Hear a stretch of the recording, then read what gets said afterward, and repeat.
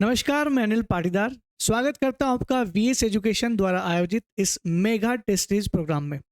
दोस्तों, विक्रम सर्व शिक्षा समिति द्वारा आयोजित हमारी यह मेगा टेस्ट सीरीज जो है, ये लगभग अलग अलग शहरों में 15 अलग अलग सेंटरों पर आयोजित की जाती है। जैसा कि आप देख पा रहे होंगे, भोपाल, इंदौर, मंदसौर, जबलपुर, ग्वालियर, सिवनी और अन्य कई, छिंदवाड़ा, अन्य कई जगहों पर ये आयोजित की जा रही हैं। और इसी दौर में हमारा आज का जो टेस्ट सीरीज है वो है 10वीं यूनिट यानी कमीशन आयोग। आज हम लोग इन आयोग वाला जो आप पेपर दे चुके हैं उसका आज हम लोग डिस्कशन करने वाले हैं। लगभग 100 प्रश्न होंगे, एक एक प्रश्नों को अच्छे से समझेंगे और उसका उत्तर जो होगा उसको जानने का प्रयास करेंगे। क्यों वही उत्तर सही है इसका भी हम आपको पूरी व्याख्या के साथ बताना चाहेंगे। चलिए शुरुआत करते हैं आज के सेशन की। सेशन शुरू होता है पहले ही क्वेश्चन से। हमारा जो पहला क्वेश्चन है वो है, भारत निर्वाचन आयोग एक किस प्रकार की संस्था है? What type of organisation is the election commission of India? Election commission of India जो है, जिसको हम लोग ईसीआई भी बोलते हैं, और इसके बारे में आर्टिकल नंबर 324 में दिया गया है। पूछा यह जा रहा है कि भारत का जो निर्वाचन आयोग है उसका वो किस प्रकार की संस्था है। जैसा कि मैंने आपको यहाँ पर लिख दिया है, ये आर्टिकल 324 में है। दोस्तों ध्यान रखिएगा, जिस भी संस्थान के बारे में, जिस भी एक ऑर्गेनाइजेशन के बारे में भारत के संविधान में उल्लेख है, यानी वो संस्था भारत के संविधान के अनुसार बनाई जा रही है, तो यकीन मानिए वो संस्था संवैधानिक होगी। तो वो संवैधानिक संस्था है, कॉन्स्टिट्यूशनल बॉडी है। ऑप्शन देख लेते हैं क्या ऑप्शंस हैं। पहला ही ऑप्शन है हमारा द कॉन्स्टिट्यूशनल बॉडी, संवैधानिक संस्था। दूसरा होता है सांविधिक निकाय और तीसरा होता है गैर सांविधिक निकाय। मैं तीनों में अंतर बता देता हूं ताकि आने में वाले प्रश्नों में आपको समझने में आसानी हो। मैं आपको बता दूं कि अगर मान लो किसी संस्था के बारे में संविधान के किसी आर्टिकल में नहीं दिया गया है, लेकिन वो संस्था पार्लियामेंट के द्वारा यानी लोकसभा और राज्यसभा के द्वारा बिल को पास करके बनाई गई हो, तो संस्था को हम बोलते हैं स्टैट्यूटरी बॉडी, उस संस्था को हम बोलते हैं सांविधिक निकाय। तो ऐसा ऑर्गेनाइजेशन जिसे एक्ट पास करके बनाया गया, जैसे for example national human rights commission, NHRC, राष्ट्रीय मानवाधिकार आयोग, ये किसी अनुच्छेद में नहीं है, इसे संसद ने पारित किया है एक्ट के द्वारा, अधिनियम के द्वारा, और बनाया, इसलिए इसको बोलते हैं सांविधिक निकाय। जैसे नेशनल ग्रीन ट्रिब्यूनल, NGT, राष्ट्रीय हरित न्यायाधिकरण, इसे भी पार्लियामेंट के द्वारा एक अधिनियम बना के पारित किया गया है। ये भी अनुच्छेद किसी आर्टिकल्स में नहीं है, इसका मतलब ये भी सांविधिक निकाय है। और रही बात इस तीसरे वाले की, ये क्या होता है, तो गैर सांविधिक निकाय या non constitutional body, extra constitutional body या नॉन स्टेचुटरी बॉडी, अलग अलग शब्द आ सकते हैं, मैं पहले ही बता दूं। गैर सांविधिक निकाय या गैर संवैधानिक निकाय एक ही बात होती है ना। गैर सांविधिक निकाय या गैर संवैधानिक निकाय एक ही बात होती है। तो गैर संवैधानिक निकाय या गैर सांविधिक निकाय वह निकाय जो न तो संविधान में उल्लेखित है और वह निकाय जो न तो संसद के द्वारा बनाया गया है। ऐसा निकाय जिसे कार्यपालिका यानी मंत्री परिषद ने एक ऑर्डर से बना दिया है, जैसे कि नीति आयोग, यानी इसके लिए कोई अधिनियम पास करने की जरूरत नहीं पड़ी। मुझे लगता है आपको तीनों चीजें क्लियर हो गई हो। आप खुद बताइए कि भारत निर्वाचन आयोग एक किस प्रकार की संस्था है। तो ये कॉन्स्टिट्यूशनल बॉडी है, इसलिए इसका जो आंसर होगा वो पहला होगा, संवैधानिक। क्वेश्चन नंबर 2 है, इसको इत्मीनान दें कि क्वेश्चन को जितना आराम से पढ़ेंगे उतना आपको चांसेस होंगे कि क्वेश्चन आपका सही होगा। तो जितना हो सके आराम से क्वेश्चन को पढ़िएगा और एक एक शब्द पढ़िएगा, क्योंकि छोटे छोटे शब्द भी नुकसानदायक हो सकते हैं और आपके पास समय इतना रहता है कि आप आसानी से प्रश्न को पढ़ सकते हैं। प्रश्न है कि निम्नलिखित कथनों पर विचार करिए। Consider the following statement. निम्नलिखित कथनों पर विचार कीजिएगा। Consider the following statement. In statement को पढ़ते हैं, क्या सही है क्या गलत है। राष्ट्रपति, उपराष्ट्रपति तथा केंद्रीय लोकसभा के निर्वाचन की अधिसूचना भारत का निर्वाचन आयोग के द्वारा जारी की जाती है। पहला पॉइंट है, इंग्लिश में भी इसको पढ़ देता हूं मैं। The notification for the election of president and vice president and the central Lok Sabha is issued by election commission of India. ये बोलना चाह रहा है कि क्या राष्ट्रपति, उपराष्ट्रपति और लोकसभा जैसे संस्थानों के जब चुनाव होते हैं तो इसकी जो अधिसूचना, जो नोटिफिकेशन जारी होता है, ये क्या इलेक्शन कमीशन ऑफ इंडिया करते हैं। तो ये पॉइंट जो है ये गलत है। क्यों गलत है? क्योंकि इलेक्शन कमीशन ऑफ इंडिया जो है वो लोकसभा की अधिसूचना जारी नहीं करता है। ध्यान रहे, लोकसभा के चुनाव की अधिसूचना राष्ट्रपति जारी करता है, जबकि अभी मध्य प्रदेश में जो चुनाव होने वाले हैं इन विधानसभा चुनाव की अधिसूचना राज्यपाल जारी करता है। तो देश में राष्ट्रपति लोकसभा का जारी करेगा और राज्य स्तर पर विधानसभाओं के लिए राज्यपाल जारी करेगा, जबकि राष्ट्रपति और उपराष्ट्रपति इन दोनों के चुनाव की अधिसूचना देश का निर्वाचन आयोग जारी करेगा। तो पहला वाला पॉइंट जो है ये पार्शियली सही है। The notification for the election of president and vice president जो है उसको इलेक्शन कमीशन ऑफ इंडिया ही करता है, लेकिन यहाँ पर लोकसभा भी जोड़ दिया, इस वजह से हमारे पहला पॉइंट तो गलत हो जाता है। हम आगे देखेंगे कि पूछना क्या चाह रहा है, कि कितने सच है कितने गलत है, ये वाला पूछ रहा है। तो हम पहले पॉइंट्स को देख लेते हैं। दूसरा पॉइंट से राज्य विधानसभा के निर्वाचन की अधिसूचना राज्य निर्वाचन आयोग के द्वारा जारी की जाती है, तो ये भी गलत है क्योंकि ये राज्यपाल के द्वारा जारी की जाती है। तो दोनों के दोनों पॉइंट असत्य हैं। तीसरा पॉइंट है कि भारतीय संविधान के द्वारा राज्यसभा का कार्यकाल 6 वर्ष निर्धारित किया गया है। क्या ऐसा सही है? बहुत सारे बच्चे जब पढ़ते हैं ना, कॉन्स्टिट्यूशन पढ़ते हैं, किताबें भी पढ़ लेते हैं, लेकिन राज्यसभा के स्ट्रक्चर के बारे में आर्टिकल नंबर 80 में बताया गया है। राज्यसभा की सीटों के आवंटन के बारे में 4थी अनुसूची में बताया गया है, लेकिन ऐसा कोई अनुच्छेद नहीं है जहां पर इसके कार्यकाल के बारे में बताया गया है। 1951 का जो जन प्रतिनिधि अधिनियम है उसकी धारा 154 के हिसाब से ही सब कुछ तय हो गया था। 1951 में इनको बताया गया था कि प्रत्येक 2 साल में चुनाव होंगे और चुनाव के बाद और पहली बात तो ये कि ये स्टेटमेंट ही गलत है कि राज्यसभा का कार्यकाल। देखिए, राज्यसभा का कोई कार्यकाल नहीं होता, और अगर है भी तो वो संविधान में मेंशन नहीं है। तो राज्यसभा का तो कोई कार्यकाल ही नहीं होता। फिर आप सोचेंगे कि सर 6 साल किसका होता है? तो 6 साल जो कार्यकाल होता है वो राज्यसभा के सदस्यों का होता है, इसलिए ये पॉइंट तो वैसे ही गलत है। लेकिन फिर भी ये कार्यकाल जो राज्यसभा के सदस्यों का 6 साल होता है, ये भी संविधान में नहीं लिखा हुआ है। ये बाद में इसको अलग से सांविधिक तरीके से यानी अधिनियम के द्वारा बनाया गया था। तो हमारा तीसरा पॉइंट भी गलत है। तो फिर सत्य कौन सा है? तो संविधान के निर्वाचन के दिन शराब की बिक्री पर प्रतिबंध लगाने का निर्देश दिया जाता है। संविधान में कोई भी निर्देश जारी ही नहीं किया जाता। संविधान में ऐसा कुछ भी नहीं है। जनप्रतिनिधि अधिनियम में ही सब कुछ है। जनप्रतिनिधि के अधिनियम की बहुत सारी धाराओं में इसके बारे में बताया गया है, तो आपको वो भी पढ़ना चाहिए।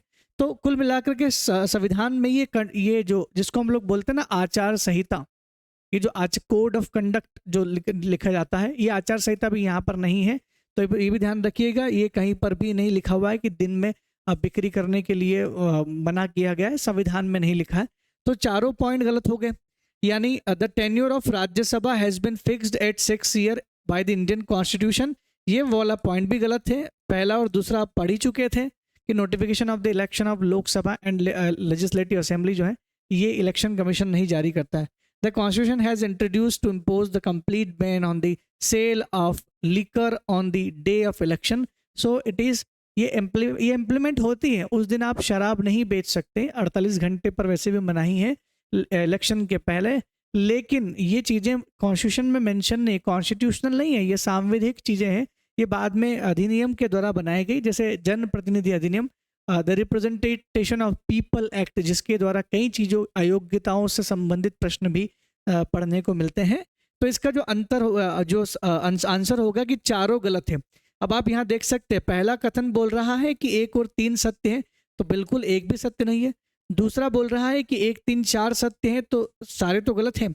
उपरोक्त कभी सभी सत्य हैं, तो ये भी गलत है। All of the above statements are true, ये भी गलत है। लेकिन चौथा वाला all the above statements are false, सभी कथन असत्य हैं, तो यही वाला जो ऑप्शन है ये हमारा सही ऑप्शन होगा। तो दूसरे नंबर के क्वेश्चन का जो आंसर है वो है डी। क्वेश्चन नंबर 3 देख लेते हैं। क्वेश्चन नंबर 3 बात करता है भारत निर्वाचन आयोग के संबंध में निम्नलिखित कथन पर विचार करिए। भारत के निर्वाचन consider the following statement regarding to the election commission of India, यानी इलेक्शन कमीशन से संबंधित इन बिंदुओं में से कौन सा सही या कौन सा गलत है। पहला पॉइंट है भारतीय निर्वाचन आयोग का गठन 24 जनवरी 1950 को किया गया था। तो ये बिल्कुल सही है कि भारत के निर्वाचन आयोग का गठन अनुच्छेद 324 के अंतर्गत, और ये 25 जनवरी 1950 को किया गया था, क्योंकि हर साल 25 जनवरी को हम लोग मतदाता दिवस मनाते हैं इसी डे की वजह से। दूसरा है कि भारत निर्वाचन आयोग के द्वारा स्वर्ण जयंती 25 जनवरी 2001 को मनाई गई थी। देखिए 25 जनवरी 2001 को जब 50 साल पूरे हो गए उसके उपलक्ष्य पे बनाया गया था, ये भी बिल्कुल सही है। लेकिन ये कि 2014 से प्रत्येक वर्ष भारत में, मैं इंग्लिश में भी पढ़ देता हूँ पूरा, 2014 से प्रत्येक वर्ष भारत में निर्वाचन आयोग द्वारा 25 जनवरी को नेशनल वोटर्स डे मनाया जाता है। देखिए ये बात तो सही है कि नेशनल वोटर्स डे 25 जनवरी को मनाया जाता है, लेकिन क्या 2014 से चल रहा है? तो ये तो सही है, ये भी सही है, लेकिन ये गलत है। क्यों? क्योंकि ये 2011 से हम लोग मना रहे हैं, अभी 13वें नंबर का हमने मनाया था। वर्ष 2023 में नेशनल वोटर्स डे की थीम जो थी वो nothing like voting I vote for sure, मतलब वो nothing like voting I vote for sure, क्या ये थीम थी? तो 2023 की यही थीम थी, ये सही आंसर है। और इसी दिन राजीव कुमार जो इलेक्शन कमीशन के चीफ इलेक्शन कमिश्नर है, उन्होंने एक नई चीज़ भी लॉन्च की थी, आपको उसके बारे में भी पढ़ना चाहिए। उसका नाम है रिमोट वोटिंग मशीन, RVM। ठीक है, तो इसकी जो, अब इसको अंग्रेजी में भी पढ़ लेते हैं। Consider the following statement regarding to the Election Commission of India. The first point is the Election Commission of India was formed on 25th of January 1950. The statement is right. The Election Commission of India celebrated its golden jubilee on 25th of January 2001. It's also a right statement. The third option is National Voters Day celebrated every year on 25th of January. It is right. But partially it is wrong, because ये बोला गया कि by the election commission of India since 2014, तो since 2011 है, 14 नहीं है, सो ये right wrong है। तीसरा वाला जो ऑप्शन है वो सही नहीं है। The theme of the national voters day of the year 2030 क्षमा करें 2023 was nothing like voting but I vote for sure, ये सही है। इसका मतलब 1, 2 और 4 ये ऑप्शन सही है, और आपको यहाँ दिख रहा है 1, 2, 4, that is B is the right answer. तो क्वेश्चन नंबर 3 का B is the right answer है। बात करते हैं हमारे चौथे प्रश्न की।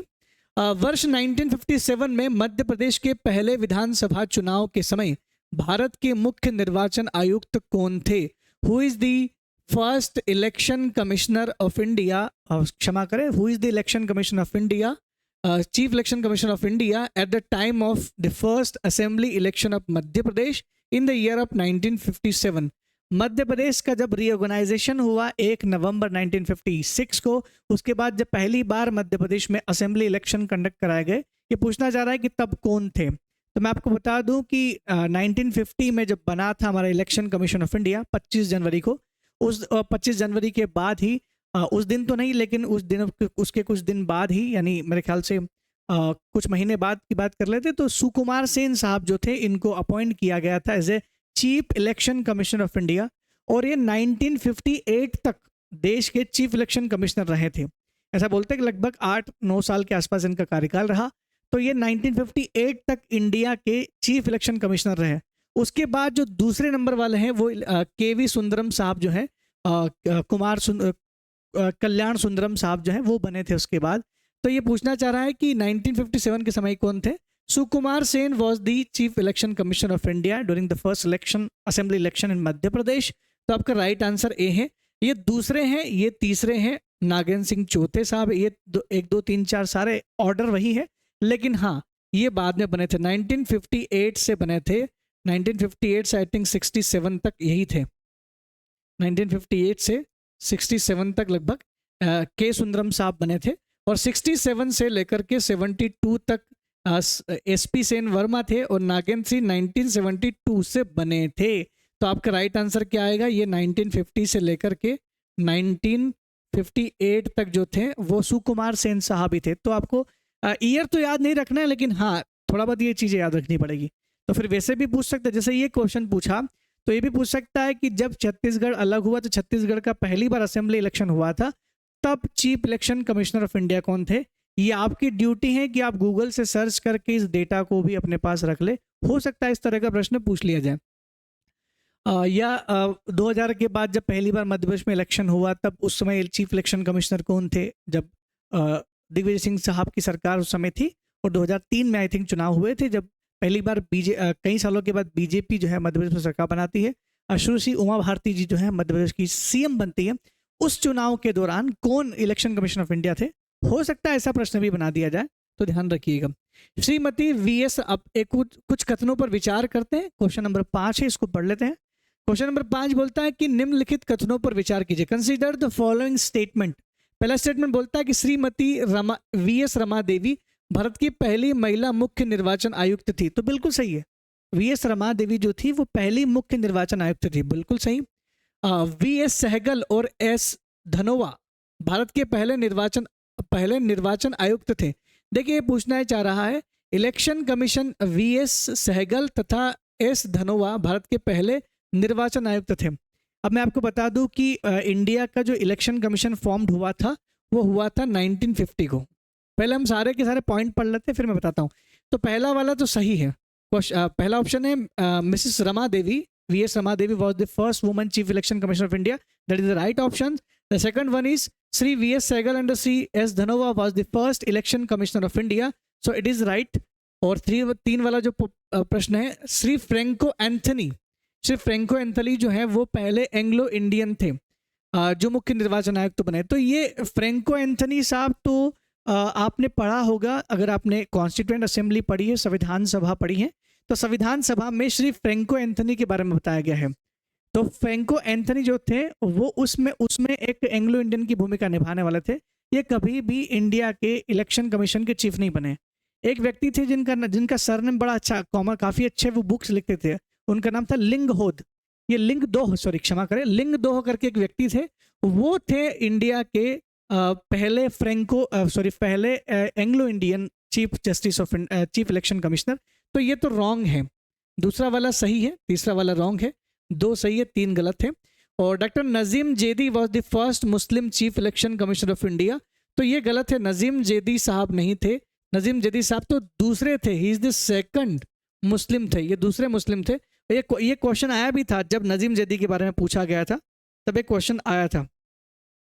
और मैं आपको बता दूं उससे पहले मुस्लिम आयुक्त जो थे वो कौन थे, और ये थे YV कुरैशी, है ना, YV कुरैशी।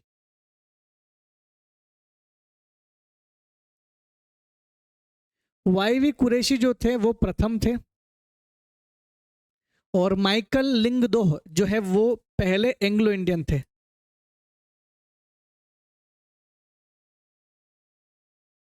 पहले Anglo Indian chief election commissioner जो थे वो थे माइकल लिंगदोह। ध्यान रखिए, भारतीय इलेक्शन कमीशन के इतिहास में 2 ऐसे इलेक्शन कमिश्नर रहे जो काफ़ी किताब लिखने में इंटरेस्ट रखते थे। एक तो थे माइकल लिंगदोह की किताबें पूछ सकते हैं, और एक थे हमारे वेरी फेमस TN सेशन साहब, जिनसे जो पॉलिटिकल पार्टियां थी वह भी डरती थी, काफ़ी माने जाते थे। तो 2 गलत थे और 2 सही है। इसका मतलब आपके हैं पहला और दूसरा सही है, और बाकी 2 गलत है। तो ये A वाला ऑप्शन जो है आपका राइट आंसर है। अच्छा, ये वाला ऑप्शंस में बताना भूल गया, VS सहगल और VS धनोवा साहब ये क्या थे? देखिए, VS सहगल और S धनोवा भारत के पहले इलेक्शन कमिश्नर, ये चीफ इलेक्शन कमिश्नर नहीं पूछ रहा, इलेक्शन कमिश्नर। आपको पता होना चाहिए कि 1989 में इलेक्शन कमीशन जो था हमारा भारत का निर्वाचन आयोग, ये शुरुआत से 1950 से ही सिंगल मेंबर रहा था, लेकिन 1989 में इसको पहली बार 3 सदस्यीय करा गया था। तो एक चीफ जस्टिस के अलावा 2 अन्य चीफ जस्टिस उस समय अपॉइंट किए गए थे, और वो 2 चीफ जस्टिस सहगल साहब और धनोवा साहब ही थे। उसके बाद 1991 में वापस से उसको सिंगल मेंबर कर दिया था, और 93 के बाद से वापस से 3 मेंबर हो गया है। आज वर्तमान में ये 3 मेंबर वाला ही है। एक राजीव कुमार है, जिनको आप जानते हैं चीफ इलेक्शन कमिश्नर है, और 2 अन्य हैं जिसमें अरुण गोविल है, और एक पांडे साहब हैं हमारे। तो एक पांडे जी हैं, गोविल साहब है, और एक कुमार जी हैं, राजीव कुमार जी। बाकी नाम आप रटिएगा, नाम आपको याद रखने ही पड़ेंगे। ये बुक देखिए, मैं जिन बुकों की बात ही कर रहा था कि ये बुक लिखते थे, the chronicle of an impossible election, पुस्तक भारत के किस निर्वाचन आयोग द्वारा लिखी गई? The book chronicle of an impossible election has been written by the chief election commission of India, which chief election commission of India. मैंने आपको बताया कि दो ही लोग लिखते थे किताब, एक तो थे टी.एन. शेषन और एक थे जेम्स माइकल लिंगदोह। तो इन्होंने नहीं लिखी थी ये किताब, जबकि ये किताब लिखी गई थी जेम्स माइकल लिंगदोह की एक किताब थी, दी क्रॉनिकल ऑफ इम्पॉसिबल इलेक्शन। मतलब ये इलेक्शन को लेकर के कहा गया था कि इलेक्शन कराना बहुत बहुत मुश्किल है और काफ़ी आसान नहीं होता। क्वेश्चन नंबर 7 है, ये थोड़ा छोटा आपको फ़ॉन्ट दिख रहा होगा, लेकिन कोशिश करिएगा समझने की। जोड़ी मिलाइए, इसमें कुछ अनुच्छेद, संविधान के कुछ अनुच्छेदों को उसमें जो लिखी हुई जो शब्दावली है उससे मिलाने का प्रयास किया गया है। आर्टिकल नंबर में बड़े शब्दों में लिख देता हूँ। एक तो लिखा गया आर्टिकल नंबर 324, एक लिखा गया आर्टिकल नंबर 325, एक लिखा गया आर्टिकल नंबर 326 और आर्टिकल नंबर 327 में ओरम लिखा गया है। 4 आर्टिकल लिखे गए हैं, 327 के पर लिखा गया है। कौन से आर्टिकल के सामने कौन सी वाली बात सही है? तो मैं आपको बता दूं कि आर्टिकल नंबर 324 में लिखा गया है चुनाव आयोग का गठन, स्टैब्लिशमेंट ऑफ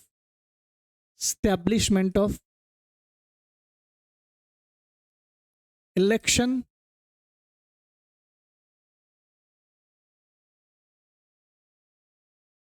कमीशन। तो ये जो तीसरा वाला पॉइंट है ये सही है, मतलब एक जो है ए है, इसका जो राइट आंसर है वो 3 है।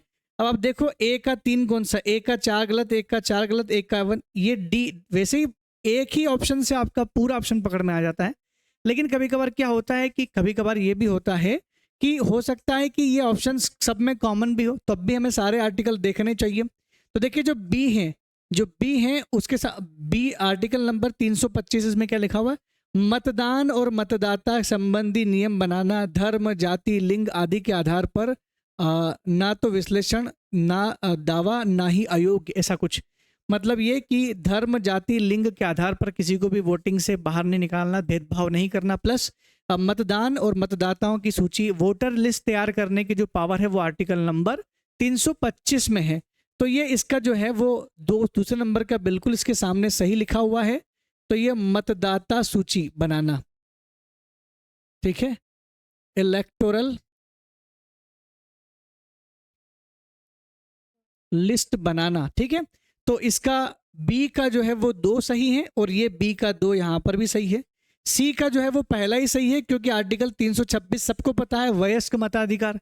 जो लोग इस देश के नागरिक हैं और जिनकी उम्र 18 साल से ऊपर हो चुकी है, जिनकी उम्र 18 साल से ऊपर हो चुकी है, वो सभी लोग जो हैं वो वोटिंग कर सकते हैं इंडिया में। इसको बोलते हैं हम लोग यूनिवर्सल एडल्ट फ्रेंचाइजी, इसको बोलते हैं हम लोग यूनिवर्सल एडल्ट फ्रेंचाइजी, ये ध्यान रखना, UAF, यानी सार्वभौमिक वयस्क मताधिकार।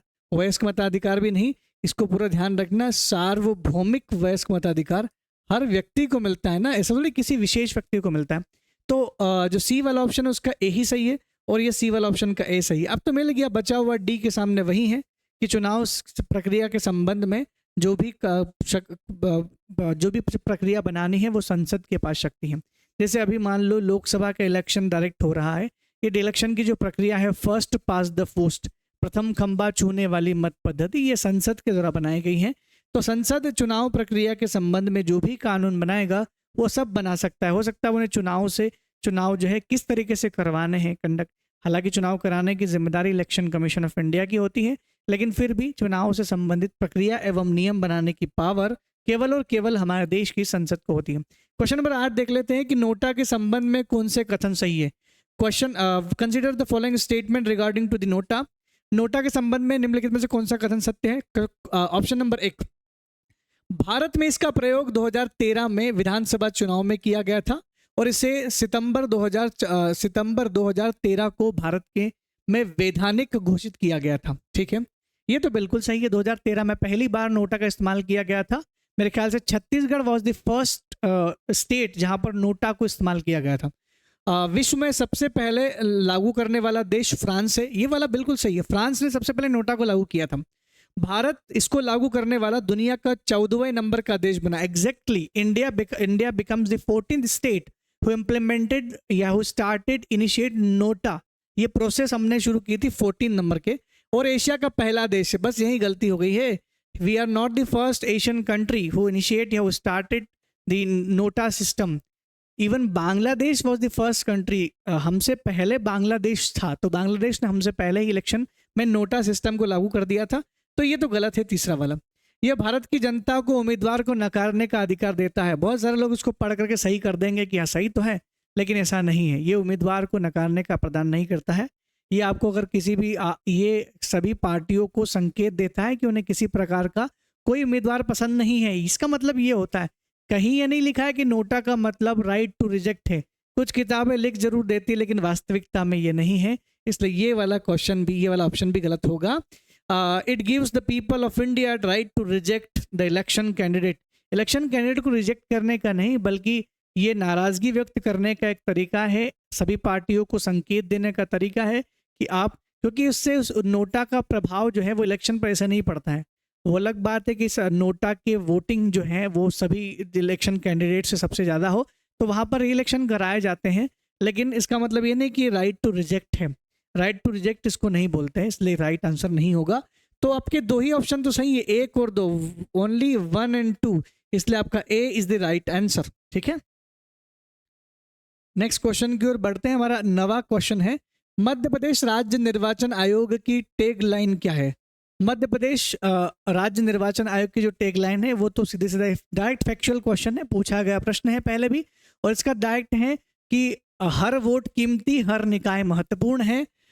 So the every vote is precious and every body is an important. सभी निकाय जरूरी हैं, हर वोट कीमती है, इसलिए हमें हर निकाय के लिए वोटिंग करना चाहिए। इवन पंचायत भी बहुत ज़रूरी है, तो नगर निगम भी बहुत ज़रूरी है, क्योंकि मध्य प्रदेश इलेक्शन कमीशन जो है वो केवल पंचायत और नगर निगम के चुनाव ही कराता है। इसलिए ऐसा ना हो कि कुछ ग्रामीण क्षेत्रों में पंचायतों के चुनाव को बिल्कुल बाइकआउट कर दिया जाए। तो ये होना चाहिए, सबको इसमें पार्टिसिपेट करना चाहिए। क्वेश्चन नंबर 10 है कि निम्नलिखित अनुच्छेद के तहत राज्य निर्वाचन आयोग पंचायत के चुनाव का संचालन करता है। मैं आपको बता दूं कि इंडिया में पंचायत का जो चुनाव है वो 73rd कॉन्स्टिट्यूशनल अमेंडमेंट एक्ट 1992 से भारत में लाया गया। 73वां संविधान संशोधन 1992 के द्वारा ये संसद में पारित किया गया। उस समय देश के जो प्रधानमंत्री थे उनका नाम था PV नरसिम्हा राव की सरकार थी। 73rd अमेंडमेंट लागू किया गया 24 अप्रैल 1993 को, और उसी के साथ भारत में पंचायतों का एक सिस्टम बनाया गया, और साथ ही साथ कुछ आर्टिकल जोड़े गए। 16 आर्टिकल जोड़े गए थे। तो जो 16 आर्टिकल ऐड किए गए थे, दैट वाज आर्टिकल 243 से 243 ओ तक जोड़े गए थे। आपको पता है कि ए से ओ तक तो 15 नंबर तो होते ही हैं, और एक 243, total 16 article was added in part 9। तो पार्ट 9 भी ऐड किया गया, इसमें काफ़ी इम्प्लीमेंटेशन, काफ़ी बदलाव हुआ, और ये 16 आर्टिकल जोड़े गए। ये 16 आर्टिकल जो हैं, इन्हीं आर्टिकलों में से अलग अलग आर्टिकल में अलग अलग बात कही गई। ये पूछना चाह रहे हैं कि पंचायत के चुनाव से संबंधित जो आर्टिकल है वो कौन सा है। तो पंचायत के चुनाव से संबंधित जो आर्टिकल है इसी के बीच में होगा, और वो है आर्टिकल 243 के जिसमें कहा गया है कि पंचायतों का चुनाव कराने के लिए एक स्टेट इलेक्शन कमीशन का निर्माण राज्य सरकार करेगी, और उसके सभी सदस्यों की जो भर्ती होगी, जो नियुक्ति होगी, वो राज्यपाल के द्वारा किया जाएगा। तो इलेक्शन कमीशन पूरी तरह से स्टेट स्पॉन्सर्ड एक ऑर्गेनाइजेशन है। Right answer is A. Madhya Pradesh राज्य निर्वाचन आयोग के प्रथम निर्वाचन आयुक्त कौन थे? ये भी एक फैक्चुअल जानकारी है। 1993-94 में जब पहली बार मध्य प्रदेश में बना था, तब NB लोहानी साहब थे, और ये प्रश्न पूछा गया है, तो डायरेक्ट फैक्चुअल क्वेश्चन था, इसलिए मैंने इसको बता दिया। C is the right answer. 12वां क्वेश्चन जो काफी इंपॉर्टेंट है, राज्य निर्वाचन आयोग के आयुक्त को व्यवहारिक तौर पर किसके द्वारा हटाया जा सकता है? देखिए, राज्य निर्वाचन आयोग के आयुक्त को व्यवहारिक तौर पर किसके द्वारा हटाया जाता है? तो मैं आपको बता दूं कि आपको लगभग 3 ऐसी ऑर्गेनाइजेशन याद रखनी है जो होती तो राज्य में है, लेकिन उनको हटाते जो हैं वो केंद्र वाले यानी राष्ट्रपति हटाते हैं। अगर वो 3 आपने मेंशन कर ली तो बाकी सब जगह केंद्र और राज्य दोनों का याद रहेगा आपको। पहली बात तो मैं आपको बता दूं कि जितनी भी संवैधानिक संस्थाएं होती हैं, ऑल दी कॉन्स्टिट्यूशनल बॉडीज, जितनी भी संवैधानिक संस्थाएं होती हैं जिनका निर्माण संविधान के किसी आर्टिकल के अंतर्गत किया जाता है, उन सभी संवैधानिक संस्थानों के जितने भी अध्यक्ष और सदस्य हैं, उन सबकी नियुक्ति जो है वो 2 ही लोग कर सकते हैं। राष्ट्रीय स्तर पर अगर वो संस्था है, नेशनल लेवल की इंस्टीट्यूशन है, तो उसके सदस्य और अध्यक्ष का चुनाव नियुक्ति जो है वो राष्ट्रपति करेंगे। यदि वह संस्था राज्य सरकार की है तो वो उसका जो नियुक्ति है वो राज्यपाल के द्वारा ही की जाएगी। ध्यान रखना, नियुक्ति का दोनों का संबंध यहाँ पर है। यहाँ कोई बाधा नहीं है, केवल एक ऑर्गेनाइजेशन को छोड़ दिया जाए जो राज्य में आती है, लेकिन फिर भी राष्ट्रपति जी ही उसके सदस्यों का नियुक्त करते हैं, वो है उच्च न्यायालय, that is high court. High court के जजों की अपॉइंटमेंट राष्ट्रपति ही करते हैं, बाकी एक्सेप्शन कोई नहीं मिलेगा आपको। दूसरी बात मैं बता दूं कि बात आती है हटाने की। अगर राज्यपाल किसी सदस्य को नियुक्त कर रहा है तो हटाना भी राज्यपाल को चाहिए, और राष्ट्रपति नियुक्त करता है तो हटाना भी राष्ट्रपति को चाहिए। लेकिन फिर भी वो तीन संस्थाएं, हालांकि उच्च न्यायालय तो आप समझ ही गए होंगे, दो संस्थाएं बचती हैं जिनकी नियुक्ति राज्यपाल करता है लेकिन हटाता राज्यपाल नहीं है। गवर्नर अपॉइंट करता है लेकिन हटाता गवर्नर नहीं है। एक तो एमपीपीएससी के सदस्यों की जो अपॉइंटमेंट होती है वो राज्यपाल ही करते हैं, लेकिन उनको रिमूव करने का जो पावर है वो दिया गया है केवल राष्ट्रपति जी को। और दूसरा, स्टेट ह्यूमन राइट्स कमीशन, राज्य मानवाधिकार आयोग, स्टेट ह्यूमन राइट्स कमीशन के सभी सदस्यों की नियुक्ति राज्यपाल साहब करते हैं, लेकिन हटाने का जो पावर है वो राष्ट्रपति को दिया गया। उसके अलावा जितनी भी संस्थाएं, चाहे संवैधानिक हो चाहे सांविधिक हो, अगर राज्यपाल अपॉइंट कर रहा है तो राज्यपाल ही हटाता है। तो ये उस एक्सेप्शन में तो नहीं है। मैं अपवाद इधर ही लिख देता हूं। अपवाद दो है, state human rights commission SHRC और MPPSC या स्टेट PSC, ये दोनों को हटाने का जो पावर केवल राष्ट्रपति हटा सकता है। ध्यान रखना, केवल राष्ट्रपति हटाता है। वो अलग बात है कि सुप्रीम कोर्ट की जांच के बाद हटाता है, लेकिन हटा सकता है। लेकिन यहाँ देखिए, राज्य निर्वाचन आयोग के आयुक्त को कौन हटाता, तो ऑब्वियसली बात है राज्यपाल के द्वारा, क्योंकि अपॉइंट भी वही करता है। लेकिन हाँ, इस्तीफा उसी को दिया जाता है जो नियुक्त करता है। एक तुक्का ये भी आपका बन जाएगा हर जगह पर, इस्तीफा रेजिग्नेशन हमेशा उसी को दिया जाता है जो उसकी अपॉइंटमेंट करता है। तो आंसर समझ में आ गया आपको इसका, राज्यपाल राज्य निर्वाचन आयोग के सदस्यों को हटाता है। 13वां प्रश्न भी राज्य निर्वाचन आयोग से ही है। राज्य निर्वाचन आयोग किसके अधीन कार्य करता है? राज्य निर्वाचन आयोग किसी सरकार के निर्वाचन आयोग is an independent body, election commission is an independent body. मैं आपको बता दूं, 4 ऐसे व्यवस्थाएं हैं, 4 ऐसे तंत्र हैं जिनको हमेशा इंडिपेंडेंट रखा गया है। That is supreme court, UPSC, keg and election commission. तो राज्य का इलेक्शन कमीशन भी इंडिपेंडेंट, तो सरकार के अधीन कैसे हो सकता है? विधानसभा के अधीन नहीं हो सकता, मुख्यमंत्री के अधीन नहीं हो सकता, ये होगा तो राज्यपाल के अधीन होगा, क्योंकि वही उसकी अपॉइंटमेंट करता है।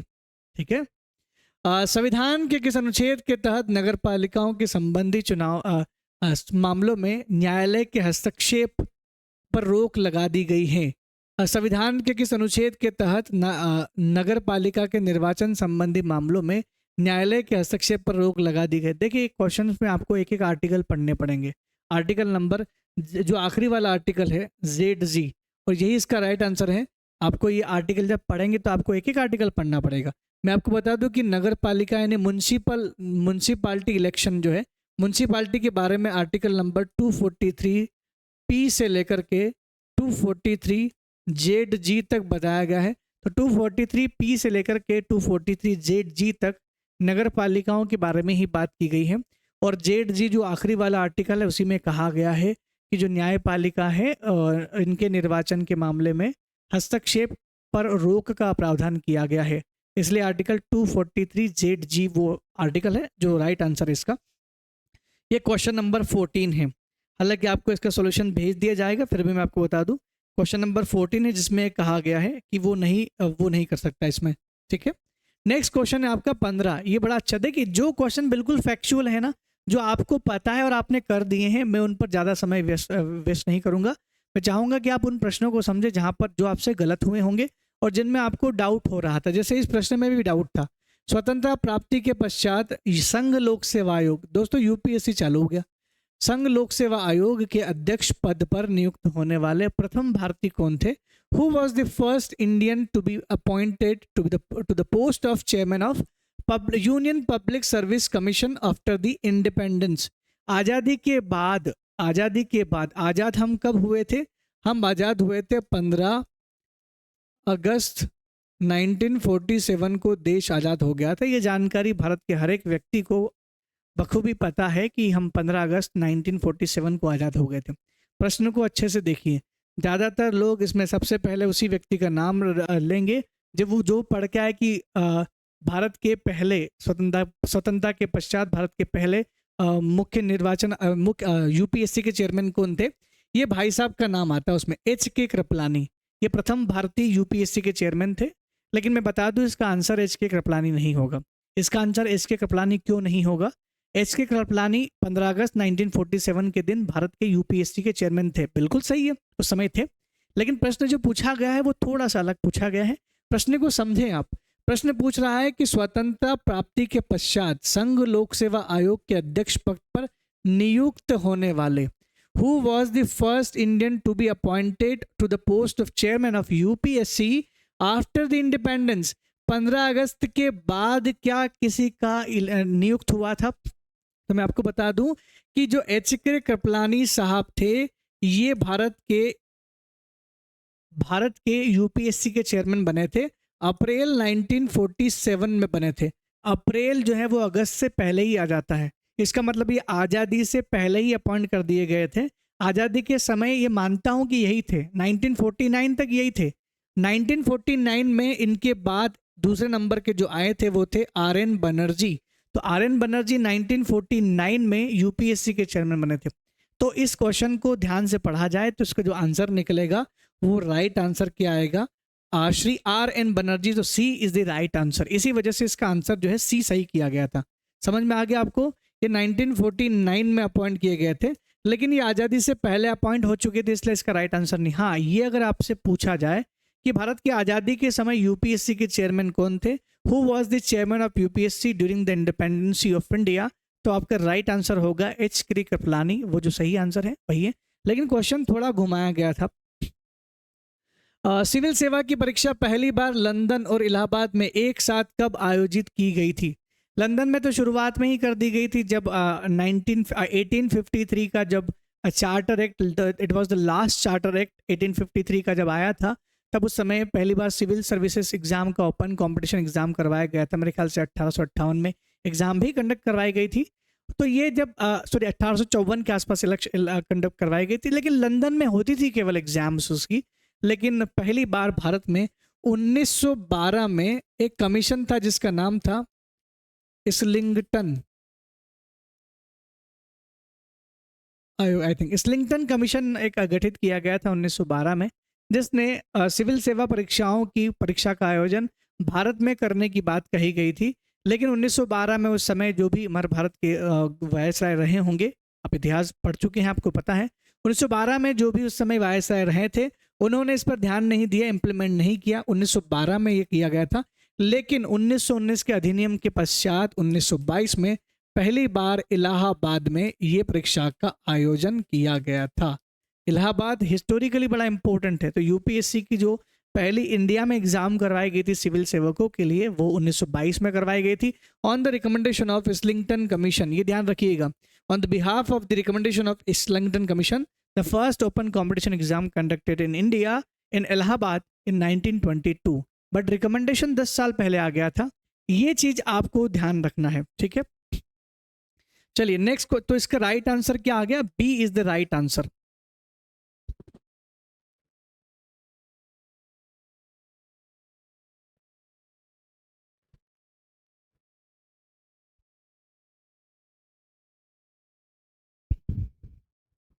क्वेश्चन नंबर 17 है। देखिए क्वेश्चन को हमने थोड़ा डीप में इसलिए भी रखा था क्योंकि ताकि आप थोड़ा सा और इसको तरीके से पढ़ें, ऊपर ऊपर से पढ़ के नहीं जाना है। संविधान के किस अनुच्छेद के तहत संघ लोक सेवा आयोग के सदस्यों की बर्खास्तगी व निलंबन संबंधी प्रावधानों को बताया गया है? देखिए 312 में नई अखिल भारतीय सेवाओं का गठन है। उसके बाद आप जब 312 के बाद लगातार 312, 13, 15 पढ़ते हैं, 15 में यूपीएससी एमपीपीएससी के गठन की बात आ रही है, 16 में नियुक्ति की बात आ रही है। तो हटाने की बात जो है जस्ट 16 के बाद आएगी। 317 आपको पढ़ना पड़ेगा। आर्टिकल नंबर 317 में नियुक्ति की बात आती है। ध्यान रखिएगा ज़्यादातर ऑर्गेनाइजेशन, ज़्यादातर संस्थाओं का जो अंतिम आर्टिकल होता है वहाँ पर लिखा गया था कि वो अपनी रिपोर्ट पेश करेगा। जैसे केग का अंतिम आर्टिकल 151 है, तो केग अपनी रिपोर्ट 151 में प्रस्तुत करेगा। वैसे ही यूपीएससी का आखिरी आर्टिकल 323 है। 323 में वो अपनी रिपोर्ट पेश करेगा, क्योंकि 323 के बाद 324 से इलेक्शन कमीशन चालू हो जाता है। हालांकि उन दोनों के बीच में एक और आर्टिकल फंस जाता है 323A, वो अलग है, वो न्यायाधिकरण की बात करता है। तो इसका right answer A is the right answer. क्या पूछना चाह रहा है, under which article of the constitution are the provision related to the dismissal and suspension of member of union public service commission is mentioned. तो article 317 is the right answer. आपका answer है 317। Question number 18 है, किस अधिनियम के द्वारा लोक सेवा आयोग का नाम से पूर्व फेडरल शब्द जोड़ा गया था? तो लोक सेवा आयोग तो अब हम लोग पढ़ते हैं, जो कि 25 जनवरी 1950 में जब बना था, तो इसका नाम संघ लोक सेवा आयोग रखा गया था। उससे पहले इसका नाम जो था वो फेडरल शब्द, यानी इसको बोला जाता था हम लोग फेडरल लोक सेवा आयोग और एक प्रांतीय लोक सेवा आयोग, दो अलग अलग थे फेडरल स्तर पर। ये दो मतलब पहली बार यूपीएससी और स्टेट पीएससी को सेपरेट किया गया था इंडिया में एक अधिनियम के माध्यम से। जब आपने पढ़ा होगा 1935 का अधिनियम, जहां पर राज्यों को, प्रांतों को ऑटोनॉमी दी गई थी, स्वायत्तता प्रदान की गई थी। जब प्रोविंशियल ऑटोनॉमी दी जा रही थी राज्यों को, तो द्वैध शासन की समाप्ति राज्यों में, प्रांतों में, मैं बार बार राज्य बोल रहा हूँ, उस समय प्रांत हुआ करते थे, प्रांतों को प्रोविंशियल ऑटोनॉमी दी गई थी और प्रांतों को ये स्वतंत्रता, स्वायत्तता दी गई थी। उसके बिहाफ पर हम लोग बोल सकते हैं 1935 के अधिनियम में पहली बार प्रांतीय लोक सेवा आयोग और फेडरल लोक सेवा आयोग अलग अलग कर दी गई थी। तो राइट आंसर इज 1935 का एक्ट। ठीक है। संघ लोक सेवा आयोग के संबंध में निम्नलिखित में से कौन सा कथन असत्य है? ये आखिरी वाला पॉइंट जरूर पढ़िएगा। Which of the following statement is false. कई बार हम लोग ये नहीं पढ़ते हैं, सत्य वाला याद रह जाता है, कई बार असत्य नहीं पढ़ते हैं, इसलिए अच्छे से क्वेश्चन को पढ़िएगा एक बार। ऑप्शन देख लेते हैं। आयोग के सदस्य और अध्यक्ष का कार्यकाल 6 साल 65 वर्ष की आयु तक, जो भी पहले हो। The tenure of member and chairman of the commission is 6 year और 65 year, which is earlier. So it is the right. ये बिल्कुल है कि इनका कार्यकाल कितना होगा। दूसरा पॉइंट है, संघ लोक सेवा आयोग का जिक्र संविधान के भाग नंबर 14 में है, बिल्कुल सही है। आर्टिकल नंबर 315 से 324 तक है। That is not right. Actually 308 से लेकर के 324 तक है, तो ये तो 308 से 324 तक है, इसलिए ये तो 323 तक है, क्षमा करें 24 भी नहीं है, 323 तक है, तो ये तो यहाँ गलत हो जाता है। ये ऑप्शन नंबर बी गलत है। The union public service commission is mentioned in the article 315 to 324 in part 14 of the constitution, तो ये तो गलत हो गया। सी वाला ऑप्शन हमारा, संघ लोक सेवा आयोग को भारत शासन अधिनियम 1919 के तहत गठित ली कमीशन की सिफारिश पर 1923 में ली कमीशन गठित किया गया था और ली कमीशन ने रिकमेंडेशन दिया था कि एक सिविल सेवाओं के लिए एक उनकी सुपरविजन, उनके कंट्रोल करने के लिए एक ऑर्गेनाइजेशन होना चाहिए, विच इज यूपीएससी। तो पहली बार ये यूपीएससी का गठन 1926 में जब किया था, तो ये कमीशन जो था वो ली कमीशन था। तो it is the right answer, बिल्कुल राइट आंसर, ली कमीशन की सिफारिश पर किया गया था। लोक सेवा आयोग का गठन 1926 में किया गया था, बिल्कुल डेफिनेटली ये लोक सेवा आयोग का जो गठन है ये 1926 में ही किया गया था। शुरुआत में अंग्रेज इसके अध्यक्ष बनते थे, लेकिन H K. Kripalani was the first Indian who became the chairman of UPSC first time 1947 में। B is the right answer, यानी ये गलत है। पूछ रहा असत्य कौन सा है, तो हमारा जो बी वाला ऑप्शन है वही सही है। क्वेश्चन नंबर 20 है हमारा, संघ लोक सेवा आयोग के अंतिम अंग्रेज अध्यक्ष कौन थे? संघ लोक सेवा आयोग के अंतिम अंग्रेज अध्यक्ष, देखिए आपको लिस्ट तो पूरी याद नहीं रखना है, लेकिन लिस्ट आप सोचेंगे सारे लिस्ट याद रखेंगे तभी क्वेश्चन हो पाएगा, ऐसा नहीं है। आपको केवल याद रखना है पहला और आखिरी। जब तक देश आज़ाद नहीं हुआ तो उससे पहले पहला और आखिरी आपको याद रखना है।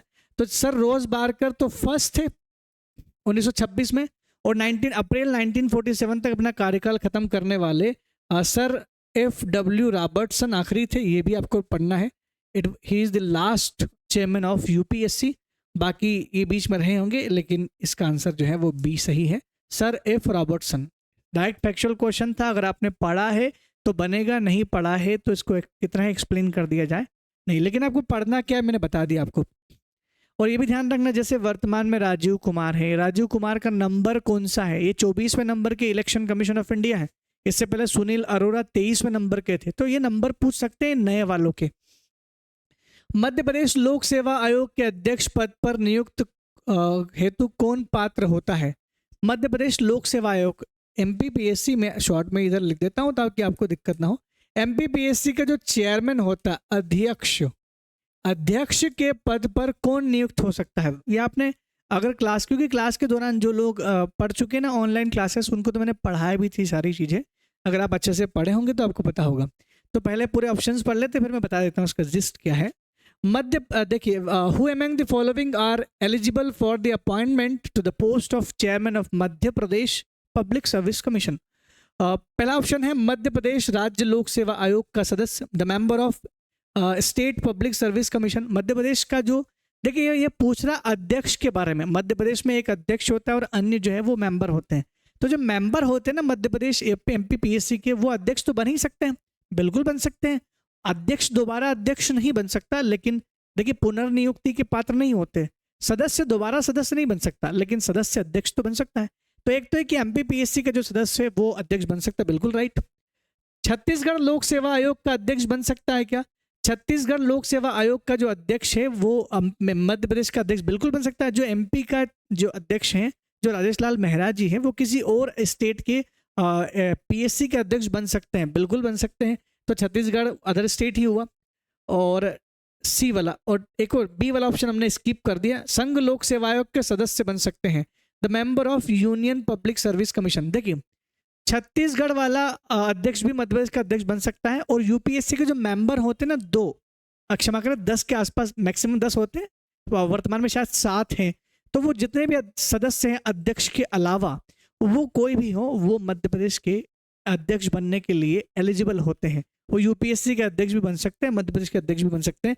तो सारे के सारे ऑप्शन सही लग रहे हैं, तीनों के तीनों सही है, इसलिए D is the right answer, ध्यान रखिएगा।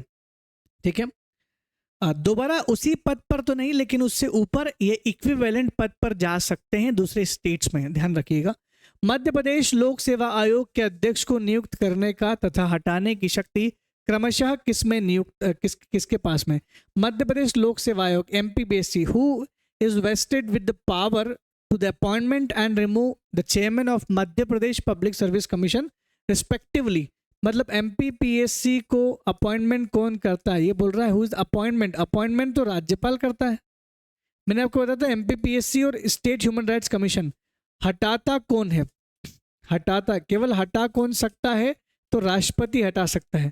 अब आप खुद देख लीजिए, governor and president of India होना चाहिए, तो पहले राज्यपाल होना चाहिए, फिर प्रेसिडेंट ऑफ इंडिया।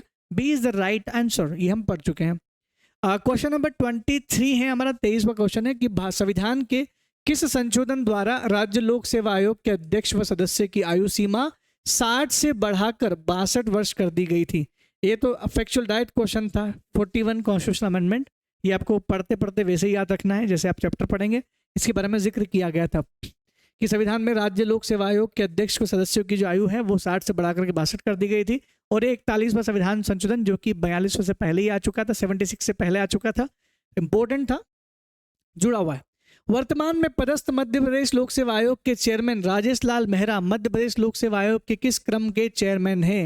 मैंने बोला ना कि मैंने आपको एक हिंट दिया था अभी जस्ट कि जो अभी election commission of India Rajiv Kumar है, वो कौन से नंबर के हैं। तो ऑब्वियसली बात है, हर एक कमीशन के बारे में पूछ सकता है।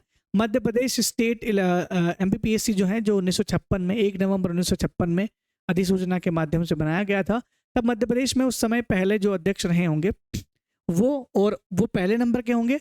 और वर्तमान में जो राजेश लाल मेहरा है उनका नंबर कौन सा? ये राजेश लाल मेहरा शुरुआत में, हालांकि जैसे ही कोविड के खत्म हुआ था शायद उस समय ये एक्टिंग चेयरमैन भी बने थे, लेकिन उसके भास्कर चौबे के बाद मेरे ख्याल से यही थे।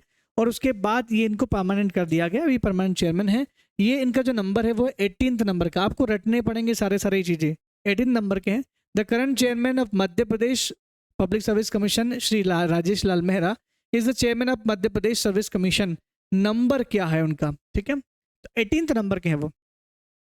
मध्य प्रदेश लोक सेवा आयोग द्वारा चयनित अधिकारियों को प्रशिक्षण देने के संस्थान RCPV नरोना अकेडमी एवं प्रशासनिक अकेडमी मध्य प्रदेश के किस जिले में स्थापित है? तो ऑब्वियसली बात है, इस क्वेश्चन का मैं क्या आंसर दूंगा सब आप लोग जानते ही हैं कि CPV नरोमा अकेडमी, जहां पर एक MPPSC सिलेक्ट लोगों का जो है वहां पर प्रशिक्षण दिया जाएगा, ये भोपाल में स्थित है, मनीषा मार्केट के पास में। आप चाहे तो जाकर विजिट कर सकते हैं। 26वां क्वेश्चन है, राज्य पुनर्गठन अधिनियम 1956 की धारा 118 का क्लाउज नंबर 3 में किस राज्य के लिए लोक सेवा आयोग के गठन का प्रावधान किया गया था? 2021 का क्वेश्चन आ चुका है ये, लेकिन ऐसा नहीं आया था, इसको हमने बदल के दिया है और आप इसको समझे। उसमें दिया गया था कि मध्य प्रदेश MPPSC का गठन जो है राज्य पुनर्गठन आयोग के किस धारा के अंतर्गत किया गया था? तो आंसर था 118 की क्लाउज नंबर 3 के द्वारा किया गया था। लेकिन ये पूछ रहा है कि राज्य पुनर्गठन अधिनियम 1956 की धारा 118 के तहत किस राज्य के लोक सेवा आयोग का गठन किया गया था? For which state the provision has been made for the formation of public service commission in section 118 clause number 3 of the State Reorganization Commission Act 1956। मैं आपको बता दूं कि ऐसा बिल्कुल भी नहीं समझना है कि राज्य पुनर्गठन आयोग के माध्यम से केवल मध्य प्रदेश से पब्लिक सर्विस कमीशन का ही गठन किया गया। भारत की जितनी भी पब्लिक सर्विस कमीशन है ना स्टेट की, वो सब स्टेट रिओर्गेनाइजेशन कमीशन के अंतर्गत ही गठित की गई थी। लेकिन इसकी धाराएं कुछ 1, 2, 3, तीसरे नंबर की जो धाराएं हैं वो मध्य प्रदेश के साथ साथ पंजाब, आंध्र प्रदेश और बम्बई जैसे प्रांतों की जो पब्लिक सर्विस कमीशन है उसके बारे में बात करता है। तो बिल्कुल सही है, हमारे पास राइट आंसर है मध्य प्रदेश, आंध्र प्रदेश, पंजाब और बम्बई। एक और लिख लीजिएगा, और मैसूर भी है इसमें। 5 थे टोटल, बम्बई भी इसमें आएगा और मेरे ख्याल से मैसूर भी आएगा। बम्बई और मैसूर, मैसूर को मतलब आज का कर्नाटक का पुराना नाम मैसूर था, जिसे 1973 में उसका नाम बदल करके मैसूर कर दिया गया था। और बम्बई जिसकी हम बात कर रहे हैं ये महाराष्ट्र का पुराना नाम है। हालांकि जब इसको बम्बई कहा जाता था तब उसमें महाराष्ट्र और गुजरात दोनों आते थे। तो बम्बई से गुजरात 1960 में अलग हुआ, लेकिन हम 1956 की बात करें तब बम्बई प्रांत के नाम से जाना जाता था। आंध्र प्रदेश में अब तो तेलंगाना आंध्र प्रदेश दोनों हैं, तो ऑब्वियसली बात है ये सारे के सारे ही हैं। और मैंने 2 नाम और जोड़ दिए हैं, D is the right answer. Next question आपका 27वां क्वेश्चन है, संविधान के किस अनुच्छेद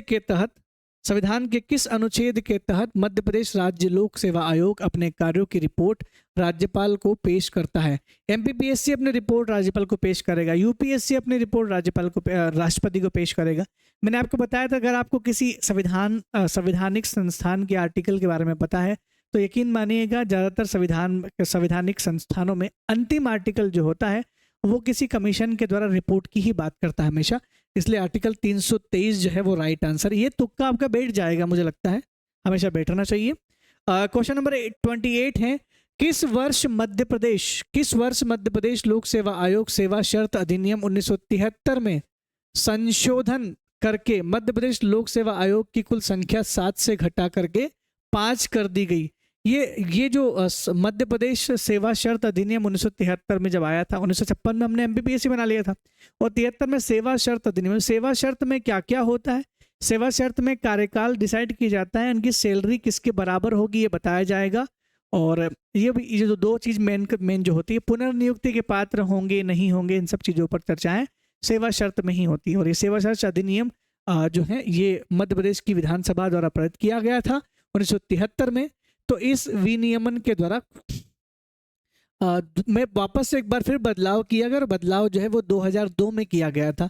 इसका राइट आंसर 2002 में, जिसमें कहा गया था कि सदस्यों की जो संख्या है वो 7 से घटा करके 5 कर दी गई थी। अब इसमें एक अध्यक्ष और सदस्य जो है वो 5 रहेंगे, ये ध्यान रखिएगा आप, ठीक है। नेक्स्ट बात करते हैं क्वेश्चन नंबर 29 की बात करते हैं। क्वेश्चन नंबर 29 बात करता है, भारत का नियंत्रक एवं महालेखा परीक्षक अपना त्याग पत्र किसको सौंपता है? देखिए, जो अपॉइंटमेंट करेगा उसी को त्याग पत्र देना होगा। ये एक आयोग में ये चीज़ें बड़ी कॉमन चलेगी, इसलिए इसका आंसर तो कोई भी दे देगा। एक ही होता है, केग राज्य का कोई केग नहीं होता है। तो controller auditor general of India जो है वो अपना रेजिग्नेशन किसको देगा? जो उसको अपॉइंट करेगा उसी को रिजाइन मारेगा। अपॉइंट करता है कौन? The president of India. So that the answer is the president of India. Question number 30, निम्नलिखित में से कौन सा कार्य भारत के नियंत्रक एवं महालेखा परीक्षक नहीं करता? कौन सा कार्य महालेखा परीक्षक नहीं करता? वह केंद्र राज्य सरकार के लेखों से संबंधित रिपोर्ट राष्ट्रपति को देगा। बिल्कुल, केंद्र और राज्य सरकार के आय और व्यय का ब्यौरा रखता है। आपको पढ़ना चाहिए इसके कार्य के बारे में। आर्टिकल नंबर 149 में कार्य एवं शक्तियों के बारे में विस्तृत जानकारी दी गई है। हालांकि बाद में केक की शक्तियों को से संबंधित कुछ बदलाव बाद में किए गए थे, लेकिन यहाँ आप देखेंगे तो ये बिल्कुल सही है। He gives the reports to the president regarding to the accounts of central government. Which of the following is not the functions? Not वाला ढूंढना है, तो ये तो राइट आंसर, ये तो इसका आंसर नहीं होगा, ये तो सही दिख रहा है। भारत की संचित निधि की रक्षा करता है। Obviously he protect the consolidated fund of India. Even अकस्मिता फंड की रक्षा भी करता है। केंद्र से सहायता प्राप्त करने वाले सभी ऑफिस संस्थानों का लेखा परीक्षण करता है। He audit all the offices which are sponsored by the central government या गवर्नमेंट ऑफ इंडिया, तो जो कि सेंटर द्वारा असिस्ट किए जाते हैं सारे इंस्टीट्यूशन पर ये बोलता है कि और राज्यों की भी करता है, केंद्र और राज्य दोनों की ऑडिटिंग करता है। ये केवल ऑडिटिंग करता है, ध्यान रखिएगा, अकाउंटिंग नहीं करता है, अंकेक्षण नहीं करता है, लेखांकन करता है, मतलब लेखा परीक्षा करता है, लेकिन इसको अकाउंटिंग का पावर नहीं है। 1971 में केग की सेवा शर्त संबंधी से एक अधिनियम बनाया गया था जिसमें इसकी सेवा शर्तें फिक्स की गई थी during the Indira Gandhi periods. उसमें इनको पावर दी गई थी, इनका कारण ऑडिट और अकाउंटिंग दोनों पावर दी गई थी। लेकिन इसी सेवा शर्त अधिनियम 1971 में 1976 में दोबारा से संशोधन किया जाता है और केग की वो शक्ति जो अकाउंटिंग करने की थी वो छीन ली गई थी और केग केवल अब ऑडिटिंग करता है। अकाउंटिंग हर एक डिपार्टमेंट खुद करके भेजेगा, केग उनके बैलेंस शीट को चेक करवा सकता है। सी इज द राइट आंसर। वो राज्य सरकार के लेखा संबंधी रिपोर्ट संसद को देगा। राज्य सरकार की लेखा की रिपोर्ट भी वही लेखा परीक्षण भी वही करता है और रिपोर्ट भी वही पेश करता है, लेकिन क्षमा करें वो संसद को नहीं पेश करेगा, वो राज्यपाल को देता है, राज्यपाल को देता है और राज्यपाल उसको विधान मंडल में रखवाता है। विधान मंडल में he present its report relating to the state government to the governor of the state, and governor of state present this report या put this report on the floor of state legislature। State के legislature में इस report को वो पेश करवाते, ऐसा कुछ है, तो ध्यान से इसको पढ़िएगा। छोटा सा चीज था संसद, वो संसद शब्द नहीं देखा तो गलत हो जाता और ये आंसर गलत है, डी वाला। पूछ रहा है कि it is not the function, तो it is not the function, D is the right answer. इसका आंसर डी सही है। क्वेश्चन नंबर 31 पढ़ लेते हैं कि भारत के नियंत्रक एवं महालेखा परीक्षक की छुट्टी मंजूर करने की नियमावली निम्न में से किसके समान होती है। अगर आपने पढ़ लिया होगा तो बहुत आसान है, फैक्चुअल जानकारी है, किसके समान। The rules for granting leave for the controller auditor general of India are similar to the which of the following. क्या भारत के निर्वाचन आयोग के जैसी होती है? नहीं। लोक सेवा आयोग के अध्यक्ष के जैसी होती है? नहीं। ये महालेखा परीक्षक की बात कर रहा है। कैबिनेट मंत्री? नहीं। ये जो IAS अधिकारी होते हैं ना, प्रशासनिक सेवा के सदस्य, IAS अधिकारी को जिस तरह से लीव मिलती है उसी के जैसा, क्योंकि उसकी जो योग्यता है, केग बनने की योग्यता तो लिखी नहीं है, लेकिन वो वैसे ही प्रशासनिक मामलों के जो काफ़ी ज़्यादा नॉलेजेबल व्यक्ति होते हैं वो वहीं से जाते हैं, उनके जैसे ही होती है बिल्कुल। इसलिए D is the right answer. ठीक है, डी राइट आंसर, बाकी सब गलत है। भारत के नियंत्रक महालेखा परीक्षक कर्तव्य शक्ति सेवा शर्त अधिनियम 1971, मैंने इसका जिक्र किया था आपसे 1971 कि किस धारा के अंतर्गत CAG केग के कार्यों को निर्धारित किया गया है।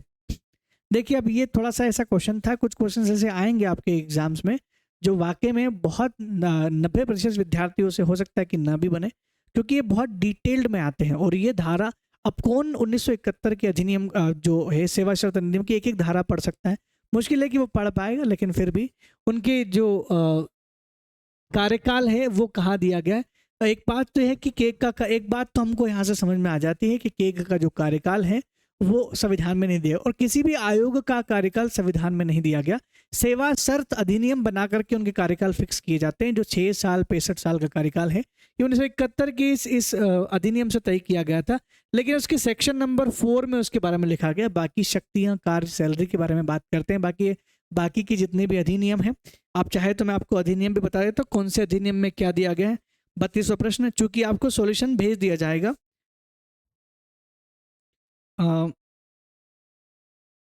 32वां प्रश्न, ठीक है, इसकी धारा नंबर 4 के अंतर्गत लिखा गया है जो कि बताता है कि इसका कार्यकाल कितना होगा। तो B is the right answer. Question number 33 पढ़ते, 33, क्वेश्चन नंबर 33, भारत का नियंत्रक एवं महालेखा परीक्षक दैट इज केग संसद की किस समिति के लिए मित्र मार्गदर्शक होगा? क्वेश्चन मेरे ख्याल से कहीं पूछा गया है ये। The comptroller and auditor general of India works as a friend and guide for the which of the committee of the Parliament. मैं आपको बता दूं, जब केग अपनी रिपोर्ट देता है तो वो राष्ट्रपति को देगा, प्रेसिडेंट ऑफ इंडिया को देगा। आप सब जानते हैं प्रेसिडेंट ऑफ इंडिया का एक ये है, प्रेसिडेंट ऑफ इंडिया का पावर है कि वो इस रिपोर्ट को संसद में पेश करवाएगा। तो पार्लियामेंट ये क्या करेगा? पार्लियामेंट को देगा, संसद इसे पार्लियामेंट को सौंपेगा। ठीक है, अब पार्लियामेंट क्या करेगी? कमेटी ऑर्गेनाइज करेगी इस केग की रिपोर्ट को देखने के लिए। इस केक की रिपोर्ट की जांच जो है वो है लोक लेखा समिति, लोक लेखा समिति के द्वारा की जाएगी। इसकी जो रिपोर्ट है लोक लेखा समिति चेक करेगी। तो लोक लेखा समिति जो होगी वो उसकी रिपोर्ट को चेक करेगी और रिपोर्ट को लिखने के बाद, ठीक है, हाँ, रिपोर्ट को देखने के बाद जो है वो रिपोर्ट को जांच करेगी, जांच के बाद अपनी रिपोर्ट पेश करती है। ध्यान रहे लोक लेखा समिति के अध्यक्ष जो होते हैं वो ज़्यादातर विपक्ष के नेता होते हैं ना, विपक्ष नेता होते हैं। अपोजिशन लीडर कोई भी हो सकता है, चाहे वो नेता प्रतिपक्ष ही अधीर रंजन चौधरी ही क्यों ना हो, या विपक्ष का कोई दूसरा व्यक्ति भी हो सकता है, ठीक है, चाहे वो विपक्ष का नेता हो या अदर जो है वो हो सकता है, ठीक है। चलिए, तो इसका आंसर जो है वो सी है। भारत में प्रांतीय लेखा परीक्षक के गठन का प्रावधान किस अधिनियम के तहत किया गया? Under which act the provision for the formation of provincial auditor in India was made? किसके द्वारा किया गया था, ठीक है। तो प्रांतीय लेखा परीक्षक का गठन का प्रावधान किस अधिनियम के तहत किया गया था? प्रांतीय लेखा परीक्षक का, देखिए 1935 का अधिनियम को पता होना चाहिए। उसमें इसको यूपीएससी को दो भाग में बांट दिया गया था। एक तो था सेंट्रल लेवल का पीएससी और एक था स्टेट लेवल का पीएससी, यानी यूपीएससी और स्टेट पीएससी, ठीक है।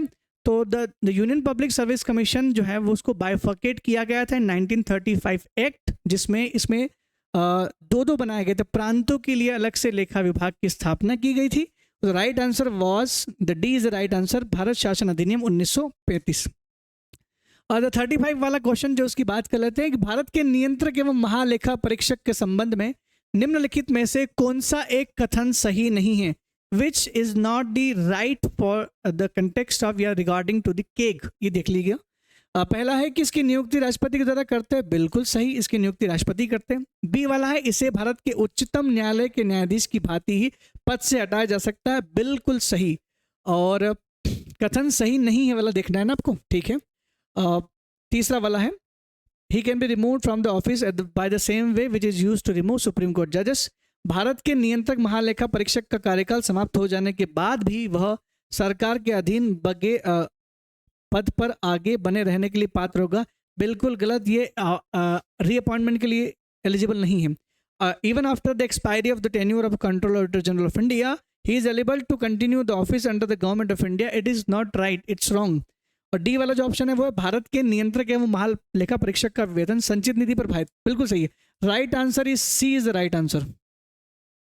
आर्टिकल क्वेश्चन नंबर है 36 वाला, राष्ट्रीय हरित न्यायाधिकरण या अधिकरण निम्न में से किस अधिनियम के तहत मामलों की सुनवाई कर सकता है?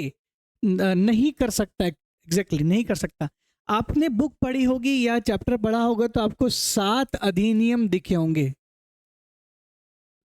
एक तो है जल प्रदूषण निवारण अधिनियम, निस्तारण अधिनियम, दो तो वही हो गए। एक होता है वन संरक्षण अधिनियम, पर्यावरण संरक्षण अधिनियम, सार्वजनिक देयता बीमा अधिनियम, और वन्य जीव अधिनियम जो है ये नहीं कर सकता। देखिए दो मैं मेंशन करवा देता हूं। एक तो है वन्य जीव संरक्षण अधिनियम, इस अधिनियम के तहत जो भी पावर दी गई है वो इसके पास में नहीं है। और दूसरा एक और परंपरागत वन अधिकार अधिनियम जो ट्राइबल के लिए होता है, ठीक है। द ट्रेडिशनल फॉरेस्ट जो मिलता है, मुझे इसका अंग्रेजी नहीं पता है, कि परंपरागत वन अधिकार अधिनियम जो है द ट्रेडिशनल राइट्स एक्ट जो ट्राइब्स के लिए होता है, इसके अंडर भी ये भी इस पे भी काम नहीं कर सकता। बाकी सारे अधिनियम सही है, ये सही है, ये सही है, ये सही है। वन्य जीव संरक्षण अधिनियम के तहत काम नहीं कर सकता। द फॉरेस्ट कंजर्वेशन एक्ट 1980 बिल्कुल इसके हिसाब से ही काम करता है, ये तो मेन है इसका। एनवायरमेंटल प्रोटेक्शन एक्ट बिल्कुल सही है। पब्लिक लाइबिलिटी इंश्योरेंस एक्ट बिल्कुल, बीमा सार्वजनिक बीमा देयता अधिनियम पे भी काम करता है। लेकिन वाइल्ड लाइफ प्रोटेक्शन एक्ट इसके अंडर में नहीं आता, तो ये चौथा तो गलत है। तो कौन से अधिनियम में नहीं आता? ये केवल 4 वाला सही है, इसलिए बी जो है ये राइट आंसर है। बाकी सारे 7 ऐसे अधिनियम हैं जिसके अंतर्गत वो काम कर सकता है, तो ध्यान रखिएगा, ठीक है। राष्ट्रीय हरित न्यायाधिकरण की स्थापना के साथ ही भारत एक विशेष पर्यावरण न्यायाधिकरण स्थापित करने वाला दुनिया का कौन सा देश बना? मेरे ख्याल से ये एक क्वेश्चन आ चुका है 2015 के आसपास, देखिएगा, इसी से रिलेटेड क्वेश्चन था, ये नहीं था, इससे रिलेटेड था। तो पहला देश जो था ना वो ऑस्ट्रेलिया था, जिसने ऐसा कुछ आयोग एनजीटी जैसा कमीशन बनाया, जबकि दूसरा जो देश था वो न्यूजीलैंड था, ध्यान रखिएगा। और हम जो है वो तीसरे country, we are the third country who established the National Green Tribunal. India become the country in the world to establish Special Environment Tribunal. तो हम तीसरे देश हैं 2 देशों के बाद। क्वेश्चन नंबर 38 है कि राष्ट्रीय हरित न्यायाधिकरण के संबंध में निम्न में से कौन सा कथन असत्य कथन का चयन करें। जो गलत है वो कथन चयन करना है। एनजीटी के बारे में, उच्चतम न्यायालय का न्यायाधीश या पूर्व न्यायाधीश अधिकरण के अध्यक्ष या न्यायिक सदस्य के रूप में 70 साल तक ही अपने पद को धारण करेगा। अध्यक्ष के रूप में, न्यायाधिकरण के अध्यक्ष या न्यायिक सदस्य के रूप में 70 साल के रूप में 70 साल तक अपना पद धारण करेगा। ठीक है, ये पॉइंट बिल्कुल सही है, क्योंकि जो भी सुप्रीम कोर्ट का जज होगा ना, अगर वो बन रहा है, अध्यक्ष बने या सदस्य बने, सुप्रीम कोर्ट का जज 65 साल में रिटायर्ड होता है, तो उसके बाद उसको 5 साल तक का और एक अधिकार दिया गया है, उसमें बीच में बन सकता है, तो वो 70 साल रहेगा उसका। उच्च न्यायालय का मुख्य न्यायाधीश या पूर्व मुख्य न्यायाधीश अधिकरण के अध्यक्ष या न्यायिक सदस्य के रूप में ये 67 ईयर तक रहेगा, तो ये गलत है। ये 70 लिखा हुआ है ना, 70 सही नहीं है, 67 ईयर सही है इसके लिए। उच्च न्यायालय के न्यायाधीश या पूर्व मुख्य न्यायाधीश अधिकरण के अध्यक्ष या न्यायिक सदस्य 67 साल, ये बिल्कुल सही है, सी वाला सही है। हाईकोर्ट का कोई जज अगर एनजीटी में मेंबर बनता है, न्यायिक सदस्य बनता है हालांकि वो, तो जब वो न्यायिक सदस्य बनता है, 2 न्यायिक सदस्य होते हैं, उसमें 3 गैर न्यायिक सदस्य होते हैं, जिसमें एक महिला भी होती है, आपने स्ट्रक्चर पढ़ा होगा। तो जो न्यायिक सदस्य होता है, जुडिशियल मेंबर जो होता है, हाई कोर्ट से होता है, एक सुप्रीम कोर्ट से होता है। जो सुप्रीम कोर्ट से होता है वो 70 साल तक अपने पद पर रह सकता है, और जो हाई कोर्ट से होता है वो 67 तक। क्यों? क्योंकि इनके रिटायरमेंट के बाद से आप 5 साल जोड़ लीजिएगा। सुप्रीम कोर्ट का जज 65 में रिटायर होता है, प्लस 5 70 तक रहेगा, क्योंकि 2019 से पहले कार्यकाल 5 साल ही होता था, आजकल तो 3 साल है 2019 के बाद से ही। लेकिन जो हाईकोर्ट का होता है उसका रिटायरमेंट 62 में होता है, 62 प्लस 5 67, इसलिए 67 रखा गया है। लास्ट वाला जो डी वाला ऑप्शन, विशेष सदस्य अधिकतम 65 साल। देखिए, जो अदर सदस्य हैं, विशेष सदस्य जिसे हम लोग बोलते हैं, फॉर एग्जाम्पल हमने बात की थी 3 गैर न्यायिक सदस्यों की जिसमें एक महिला होती, वो तीनों सदस्य 65 साल तक के रहेंगे। और जितने भी 7 एक्स ऑफिशियो मेंबर है वो तो अपने अपने ऑर्गेनाइजेशन में वैसे ही 65 पर रिटायर्ड होते हैं, तो वो बिल्कुल सही है। बी वाला ही गलत है, केवल बाकी सब सही है। ये भी सही है, डी वाला। क्वेश्चन नंबर 39 है, 39 को देख लेते हैं कि निम्न में से कौन मध्य प्रदेश राज्य महिला आयोग के अध्यक्ष पर नहीं रहा। राज्य महिला आयोग के अध्यक्ष पर कौन नहीं रहा? श्रीमती सविता ईमानदार ये रही है, रेलम चौहान रही है, लता वानखड़े रही है, फेमस है, और श्री रेखा शर्मा जी है। रेखा शर्मा जी सबसे फेमस महिला आयोग के अध्यक्ष है, लेकिन ये राष्ट्रीय महिला आयोग के अध्यक्ष है क्योंकि वर्तमान में बनी हुई है, तो ये तो राष्ट्रीय वाली को लिख दिया गया है, इसलिए राइट आंसर ये है। श्रीमती रेखा शर्मा कभी मध्य प्रदेश आयोग के अध्यक्ष नहीं बनी। निम्नलिखित में से कौन सा आयोग CPC 1908 CPC code of civil procedure code CPC 1908 ये सिविल कोड की पावर देता है? याद रखिएगा, मैंने बताया था क्लास के दौरान, हर एक कमीशन के पास ये पावर है, इवन एनजीटी के पास इसके अलावा और भी पावर है। निम्नलिखित में से कौन सा आयोग सीपीसी 1908 में प्रदत्त शक्तियों के अलावा और भी शक्तियां ग्रहण करता है? Which of the following commission required power other than those given CPC? मैंने बताई थी अभी, जैसे हमने पढ़ा ना एनजीटी के बारे में कुछ क्वेश्चन पहले ही, कि एनजीटी के पास किन किन अधिनियम के तहत 7 अलग अलग अधिनियम के तहत सजा देने का अधिकार है, और सीपीसी के अलावा वो 7 अलग है। तो केवल एनजीटी ही ऐसा संस्थान है जिसमें सिविल जज की पावर तो है ही, सिविल जज की पावर के अलावा अन्य बहुत सारी पावर अधिनियम से होती है। ये यही तो पूछना चाह रहा कि विच of the following commission acquired the power other than those given in CPC? CPC में जो है वो सबके पास में है, लेकिन एनजीटी कुछ खास है। Right answer is D. NITI Aayog के पद के चुनाव के लिए कोई चयन प्रक्रिया नहीं है। नीति आयोग के किस पद के no selection process is adopted for which post of the NITI Aayog? NITI Aayog के किस पद के लिए सिलेक्शन का कोई प्रोसेस, सबने लिख दिया होगा। नीति आयोग का जो अध्यक्ष होता है उसका सिलेक्शन नहीं होता है, क्योंकि जो प्रधानमंत्री होता है वही नीति आयोग का अध्यक्ष होता है। So the ex officio chairman होता है prime minister. So that right answer is A. Question number 42, निम्न में से कौन नीति आयोग की गवर्निंग काउंसिल के भाग नहीं है? Which who among the following is not the part of governing council of NITI Aayog? NITI Aayog की गवर्निंग काउंसिल का पार्ट नहीं है। सभी राज्यों के मुख्यमंत्री जो हैं वो बिल्कुल होते हैं, वो तो पार्ट ही है। दिल्ली, जम्मू कश्मीर और पुडुचेरी के मुख्यमंत्री एग्जैक्टली बिल्कुल। केंद्रीय कैबिनेट के सभी मंत्री ये भी होते हैं, सॉरी क्षमा कर, ये नहीं होते हैं। अंडमान निकोबार के उपराज्यपाल ये भी होते हैं। देखिए कैबिनेट, केंद्रीय कैबिनेट के कुछ मंत्री पदेन सदस्य बुलाए जाते हैं लेकिन सभी नहीं होते, 3-4 होते हैं। वो एग्रीकल्चर मिनिस्टर, कोई रेलवे मिनिस्टर, कोई कुछ 3-4 मिनिस्टर के नाम बताए थे, मैं अभी रिकॉल नहीं कर पा रहा हूँ, बट आपको याद होना चाहिए। सारे मिनिस्टर्स उसमें नहीं होते हैं।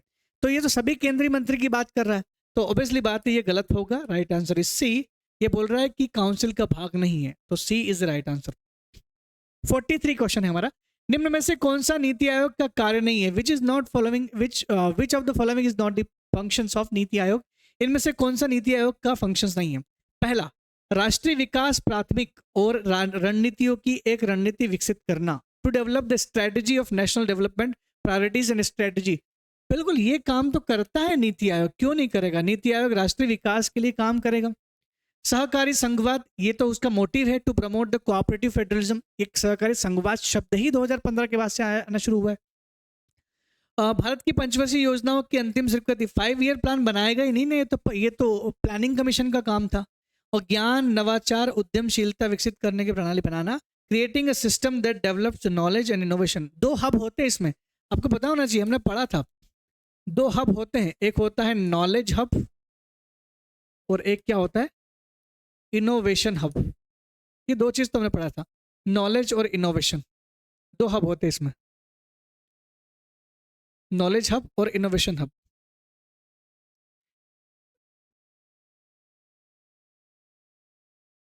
नॉलेज और इनोवेशन हब। देखिए मैं लिख देता हूं इसको।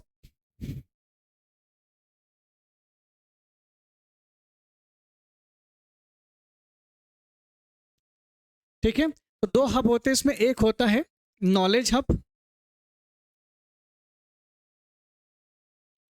और एक होता है इनोवेशन हब। इनोवेशन हब 2 होते हैं, तो ये तो सही आंसर इसका। ज्ञान और उद्यमशीलता को विकसित करने की जो प्रणाली है वो बनाना इसका काम है, लेकिन ध्यान रखिएगा 5 ईयर प्लान जो है इसको बनाने का काम इसका नहीं है। तो इसका राइट आंसर क्या हो जाएगा? सी इज द राइट आंसर, जो है वो 5 ईयर प्लान बनाने का इनका काम नहीं है।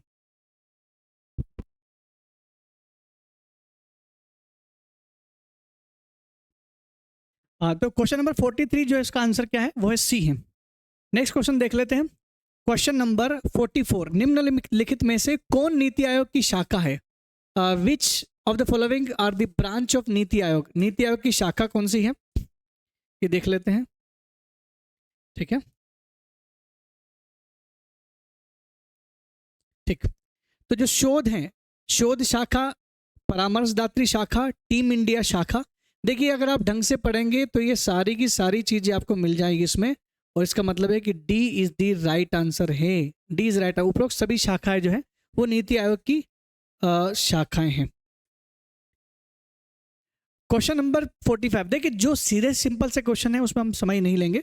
नीति आयोग के मुख्य कार्यकारी अधिकारी की नियुक्ति कौन करता? देखिए नीति आयोग एक कैसा है? गैर संवैधानिक निकाय है। नीति आयोग एक गैर संवैधानिक निकाय, और गैर संवैधानिक निकाय जो है उसकी नियुक्ति के लिए राष्ट्रपति की जरूरत ही नहीं पड़ेगी आपको, डायरेक्ट प्रधानमंत्री कर देंगे। तो ये एक वैसे भी एक्स्ट्रा कॉन्स्टिट्यूशन बॉडी है। Prime minister is the right answer, कुछ सोचने की जरूरत नहीं। नीति आयोग से संबंधित जो भी पावर होगी वो सरकार के पास, ये कार्यकारी निकाय है ना, इस वजह से। राष्ट्रीय हरित न्यायाधिकरण की बात करें तो राष्ट्रीय हरित न्यायाधिकरण के संबंध में असत्य कथन की पहचान करें। एनजीटी के बारे में कौन सा गलत है? यह अधिकतम 3 वर्ष के कारावास की सजा सुना सकता है। बिल्कुल सही, 3 साल तक कारावास सुना सकता है। व्यक्तिगत जुर्माना 10 करोड़, बिल्कुल सही। व्यक्तिगत एक किसी व्यक्ति पर, किसी बिजनेसमैन कोई भी हो, उसके ऊपर 10 करोड़ का जुर्माना दे सकता है। किसी कंपनी पर 25 करोड़ का जुर्माना, बिल्कुल सही, ये भी कर सकता है। सरकारों के ऊपर तो हजारों के आते हैं, लेकिन ये 25 करोड़ का जुर्माना किसी कंपनी तक कर सकता है, अर्थदंड लगा सकता है। इसके द्वारा दिए गए निर्णय के खिलाफ अधिकतम 60 दिनों में के भीतर ही उच्चतम न्यायालय में अपील दायर की जाती है। दोस्तों ऐसा क्वेश्चन एक बार आया भी हुआ एमपीपीएससी में, वही 60 दिन का एक क्वेश्चन था। राइट आंसर एक्चुअल में 90 दिन होता है। 60 दिन के अंदर न्यायपालिका ने 90 दिन के अंदर ही उच्चतम न्यायालय में अपील दायर की जाएगी। अगर 90 दिन निकल गए तो फिर एनजीटी ने जो बोला है वो मानना पड़ेगा। तो 60 दिन राइट आंसर नहीं, इसका मतलब D is the wrong answer. लेकिन पूछ रहा है कि असत्य कथन कौन सा है, तो डी ही हमारा सही हो जाएगा। क्वेश्चन नंबर 47, 89 कॉन्स्टिट्यूशन अमेंडमेंट, 89वां संविधान संशोधन के पश्चात गठित पृथक राष्ट्रीय अनुसूचित जाति आयोग के प्रथम अध्यक्ष कौन थे? Who was the first chairman of the separate national schedule caste commission के पहले कौन थे? देखिए HSSH रामधन का नाम भी आता है, लेकिन 1992 में चेयरमैन बने थे जब ये 65 अमेंडमेंट लाया गया था और ST/SC कमीशन को संवैधानिक दर्जा दिया गया था। ये तो हो नहीं सकते। सूरजभान सिंह जो थे वो 2004 में पहले अध्यक्ष बने थे SC कमीशन के। H हनुमंतप्पा और पुनिया बाद में बने थे, ये नहीं थे। तो right answer is B is the right answer. ध्यान रखिएगा, ये दोनों पहले अध्यक्ष हैं, लेकिन वो पूछ रहा है 89 अमेंडमेंट के बाद कौन था पहला, सेपरेट जब बना था। और जो HS रामधन थे वो SC/ST कमीशन जब बना था, दोनों एक साथ जब बोले जाते थे तब उसके पहले थे। राष्ट्रीय पिछड़ा वर्ग आयोग के सदस्यों को किस के समकक्ष दर्जा दिया गया? राष्ट्रीय पिछड़ा वर्ग आयोग के अध्यक्ष का दर्जा कैबिनेट मंत्री के बराबर, उपाध्यक्ष का दर्जा राज्य मंत्री के बराबर और सदस्यों का दर्जा सचिव के बराबर होता है। तो ध्यान रखिएगा, तो कैबिनेट मंत्री के बराबर तो अध्यक्ष का दर्जा होता है। ये पूछना चाह रहा है the member of national backward commission get the status equivalent to, किसके बराबर होता है? So the union cabinet minister के बराबर तो चेयरमैन का होता है, ठीक है। और वाइस चेयरमैन, उपाध्यक्ष के बराबर केंद्रीय मंत्री का दर्जा होता है, राज्य मंत्री, केंद्रीय राज्य मंत्री याद रखिए, ठीक है। और राज्य के भारत सरकार के जो सचिव हैं उसके बराबर का जो दर्जा मिलता है वो मिलता है सदस्यों को। Members get status equivalent to the secretary of Indian government of India, इसके बराबर का मिलता है। तो राइट आंसर आपका क्या हो गया? D is the right answer.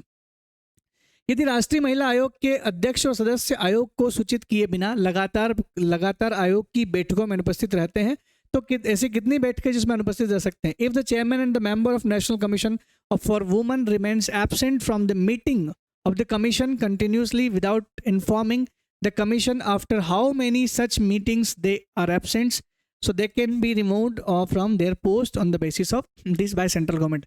ये सांविधिक संस्थाओं में अक्सर दिया गया है, जितने भी स्टेचुटरी बॉडी हैं उसमें कुछ संस्थाओं में दिया गया है। मेरे ख्याल से CE, CIC, CVC और महिला आयोग इनमें दिया ही हुआ है।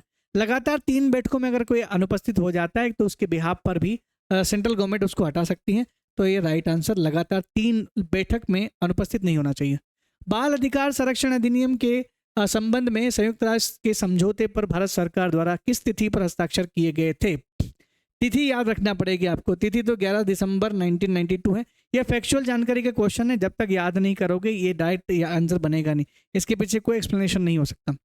क्योंकि मानव क्या बोलते हैं उसको, यूनाइटेड नेशन ह्यूमन राइट्स जो असेंबली, जनरल असेंबली थी मानव अधिकार के लिए, उसने ये साइन किए थे 89 में।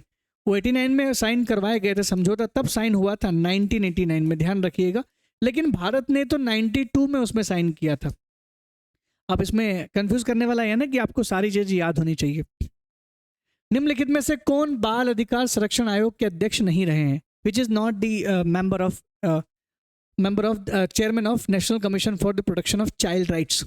TN सेशन आपको दिख रहे हैं, ये तो आपने पहचान लिए होंगे, ये इलेक्शन कमीशन रह चुके, कमिश्नर रह चुके हैं। बाकी प्रियंक कानूनगो वर्तमान में है, शांता सिंह पहले हैं और कुशल सिंह ये भी हैं। तो B is the right answer. TN Seshan कभी इसके अध्यक्ष नहीं रहे। नेक्स्ट क्वेश्चन हमारा क्वेश्चन नंबर 52, किस संविधान संशोधन के तहत 6 से 14 साल के बालकों के लिए विद्यालय में निःशुल्क शिक्षा, free education for the children between the age of 6 to 14, ये कब लाया गया था? आपको पता होना चाहिए। 86वां संविधान संशोधन आर्टिकल 21A जोड़ा गया था। ये संशोधन याद रखिएगा, CAA 2002 सब को याद रखना चाहिए। ये आर्टिकल 3 आर्टिकल इसके साथ जोड़े थे। आर्टिकल 21A जोड़ा था, आर्टिकल 45 में जोड़ा था, आर्टिकल 51A में आपको दिखता है 11वीं ड्यूटी जोड़ी गई थी, 51A में स्मॉल k 11 ड्यूटी। तो मौलिक कर्तव्य और मौलिक अधिकार और DPSP तीनों में एक साथ संशोधन हुआ था। 2002 में आया था 86वां संविधान संशोधन, फैक्चुअल क्वेश्चन था, डायरेक्ट आज बन जाएगा। बाल अधिकार संरक्षण अधिनियम की किस धारा के अंतर्गत बाल न्यायालय की स्थापना का प्रावधान किया गया? Under which section of the child rights protection act the provision has been made for the establishment of children court? Children court के बारे में किस में बताया गया है? बस धारा याद रखनी है, लेकिन ऐसा बहुत डीपली क्वेश्चन पूछा गया था। धारा नंबर 25 में ये कहा गया है, बाल अधिकार संरक्षण अधिनियम की धारा नंबर 25 में बोला गया है, और इसका नाम बाल न्यायालय नहीं है, यहाँ बाल न्यायालय लिखा गया, लेकिन उसका नाम जो है वो है बालक न्यायालय, है ना, बालक न्यायालय। बालक, मैं ऐसा इसलिए बोल रहा हूं क्योंकि यूनाइटेड नेशन के हिसाब से बालक मतलब 18 साल से नीचे का,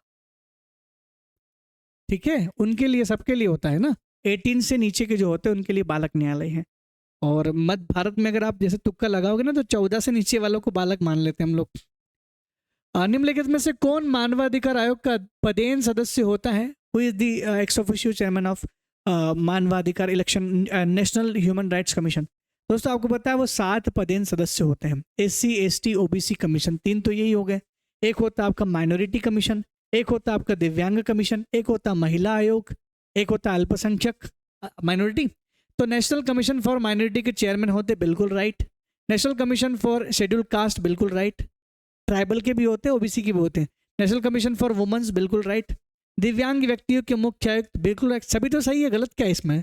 सदस्य बिल्कुल 1 2 3 4, यानी डिसेबिलिटी के जो chief election commission, chief commissioner होते हैं वो भी होते हैं, और वुमेन कमीशन के अध्यक्ष भी होते हैं, chairman of national women commission. National commission for ST SC and OBC भी होते हैं, और माइनॉरिटी भी होते हैं। सब सही है, तो उपरोक्त सभी आंसर सही होगा। क्वेश्चन नंबर 55 है, राष्ट्रीय अनुसूचित जाति आयोग का क्षेत्रीय कार्यालय मध्य प्रदेश में कहाँ स्थित है?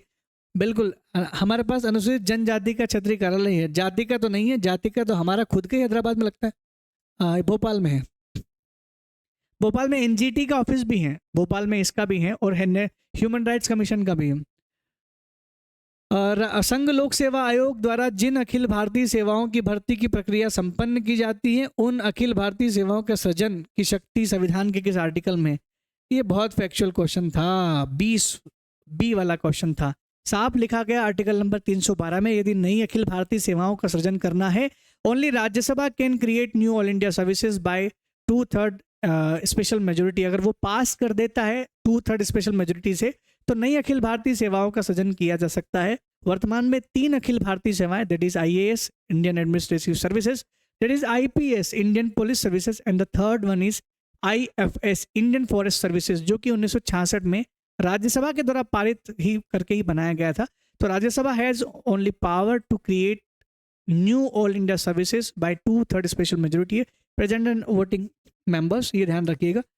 ये है B is the right answer, 312। राष्ट्रीय एक और ध्यान रखना, अभी न्यूज़ में भी आ रहा था, अभी द्रौपदी मुर्मू जो राष्ट्रपति है भारत के, उन्होंने एक आर्मी के ऑफिसर जो हैं उनको उन्होंने डिसमिस किया है, उनको पद से हटाया है। तो क्या राष्ट्रपति ऐसा कर सकता है? बिल्कुल कर सकता है, आर्टिकल नंबर 310 के अनुसार कर सकता है। अकॉर्डिंग टू आर्टिकल नंबर 310, एक आर्मी एक्ट था कोई 1951 का, उसकी धारा में लिखा हुआ है, उसकी धारा 18 है शायद, सही है या नहीं पता नहीं, लेकिन लगभग धारा 18 या कुछ धारा 3 ऐसा कुछ है। बाकी धारा से हमें मतलब नहीं, लेकिन ध्यान रखिएगा राष्ट्रपति जो है वो कर सकता है। लिखा गया है कि आर्मी के जितने भी लोग हैं वो प्रसाद पर्यंत राष्ट्रपति के बने रहते हैं, राष्ट्रपति जब तक चाहे वो पद पर बने रहेंगे, राष्ट्रपति जब चाहे उसको निकाल सकते हैं। इसलिए एक व्यक्ति को निकाला गया है, नाम उसका गोपनीय रखा गया है शायद कुछ वजह से, तो वो कुछ इन्फॉर्मेशन पाकिस्तान के साथ शेयर करने की वजह से उसको हटा दिया गया है। अभी हाल ही की बात है, आर्टिकल 310 के अनुसार हटाया गया है, ध्यान रखिएगा, और वो भी इसी में जुड़ा हुआ है, इसलिए मैं बता रहा हूँ। राष्ट्रीय अनुसूचित जाति आयोग के अपनी प्रक्रिया और नियमन करने की शक्ति किस अनुच्छेद में है? ये है 1 2 3 4 चौथे वाले में है, बिल्कुल 1 2 3 4 में नियुक्ति, फिर उसमें हटाने की प्रक्रिया, और इसमें है कि कैसे उसको अपने नियमन बनाने की शक्ति है। देखिए ध्यान रखिएगा, हर एक आयोग को अपने खुद की नियम बनाने की शक्ति दी गई है, हर आयोग स्वयं बना सकता है। आर्टिकल नंबर 338 का क्लाउज नंबर 4 में दिया गया है। तो कुछ चीज़ें तो आपको फैक्चुअल पढ़नी पड़ेगी। अभी मध्य प्रदेश, अभी भारत के नए हीरालाल सामरिया जो हैं अभी वर्तमान में CIC बने हैं, चीफ इंफॉर्मेशन कमीशन। वहाँ पे थोड़ा सा कंट्रोवर्सी बीच में आया था कि अपोजिशन लीडर ने बोला कि मुझे नहीं बुलाया गया है, इसका ऐसा कुछ एक कमेटी बनती है CVC, सेंट्रल विजिलेंस कमीशन को अपॉइंट करने के लिए। ये क्वेश्चन उसी से जुड़ा हुआ है। सेंट्रल विजिलेंस कमीशन आयोग की नियुक्ति इसमें राष्ट्रपति द्वारा गठित समिति की सिफारिश पर उसकी नियुक्ति की जाती है, और इस समिति में कौन शामिल नहीं होता? The appointment of the central vigilance commission is made on the recommendation of the committee constituted by the president who is not included in this committee. ये पूछना चाह रहा है। उस कमेटी के 3 तो मेंबर होते हैं, एक प्रधानमंत्री, एक गृह मंत्री, एक अपोजिशन लीडर, इसके अलावा कोई नहीं होता है। तो PM, होम मिनिस्टर और अपोजिशन लीडर, विपक्ष का नेता, ये 3 लोग शामिल होते हैं। CIC में भी राष्ट्रपति जी ने बुलाया था उनको, लेकिन आए नहीं थे, ऐसा कुछ कंट्रोवर्सी हुई। राष्ट्रपति होते हैं, गृह मंत्री होते हैं, लोकसभा के विपक्ष का नेता होता है, राज्यसभा के विपक्ष का नेता नहीं होता है। लीडर अपोजिशन ऑफ लोकसभा होता है, राज्यसभा के विपक्ष का नेता नहीं होता, ध्यान रखिएगा। मध्य प्रदेश राज्य बाल संरक्षण आयोग किस वर्ष में स्थापित किया गया था? In which year was the Madhya Pradesh state child right protection commission establish? तो ये कब इस्टेब्लिश किया गया था? 2007 में मध्य प्रदेश में आया। इसको तो आपको मध्य प्रदेश एक्ट 2005 पढ़ सकते हैं आप। Madhya Pradesh child right protection act 2005 के अंतर्गत 2007 में इसको इस्टेब्लिश किया गया था। फैक्चुअल जानकारी है, सीधे आगे बढ़ते हैं। मानवाधिकार न्यायालय में संबंधित राज्य सरकार द्वारा एक विशेष लोक अभियोजक की नियुक्ति की जाती है। ये विशेष लोक अभियोजक कितने वर्षों की वकालत का अनुभव रखता है? A special public prosecutor is appointed by the concerned state government in the human rights court. How many years advocacy experience is required for the special public prosecutor? देखिए, पब्लिक प्रोसिक्यूटर आपको ध्यान रखना चाहिए, ये एक जिला कोर्ट के जो जज बनने की योग्यता रखने वाला व्यक्ति होता है, उसके बराबर की योग्यता रखना चाहिए, जो कि 7 साल का वकालत करने वाला अनुभव होना चाहिए। ये पढ़ने पे ही आएगा।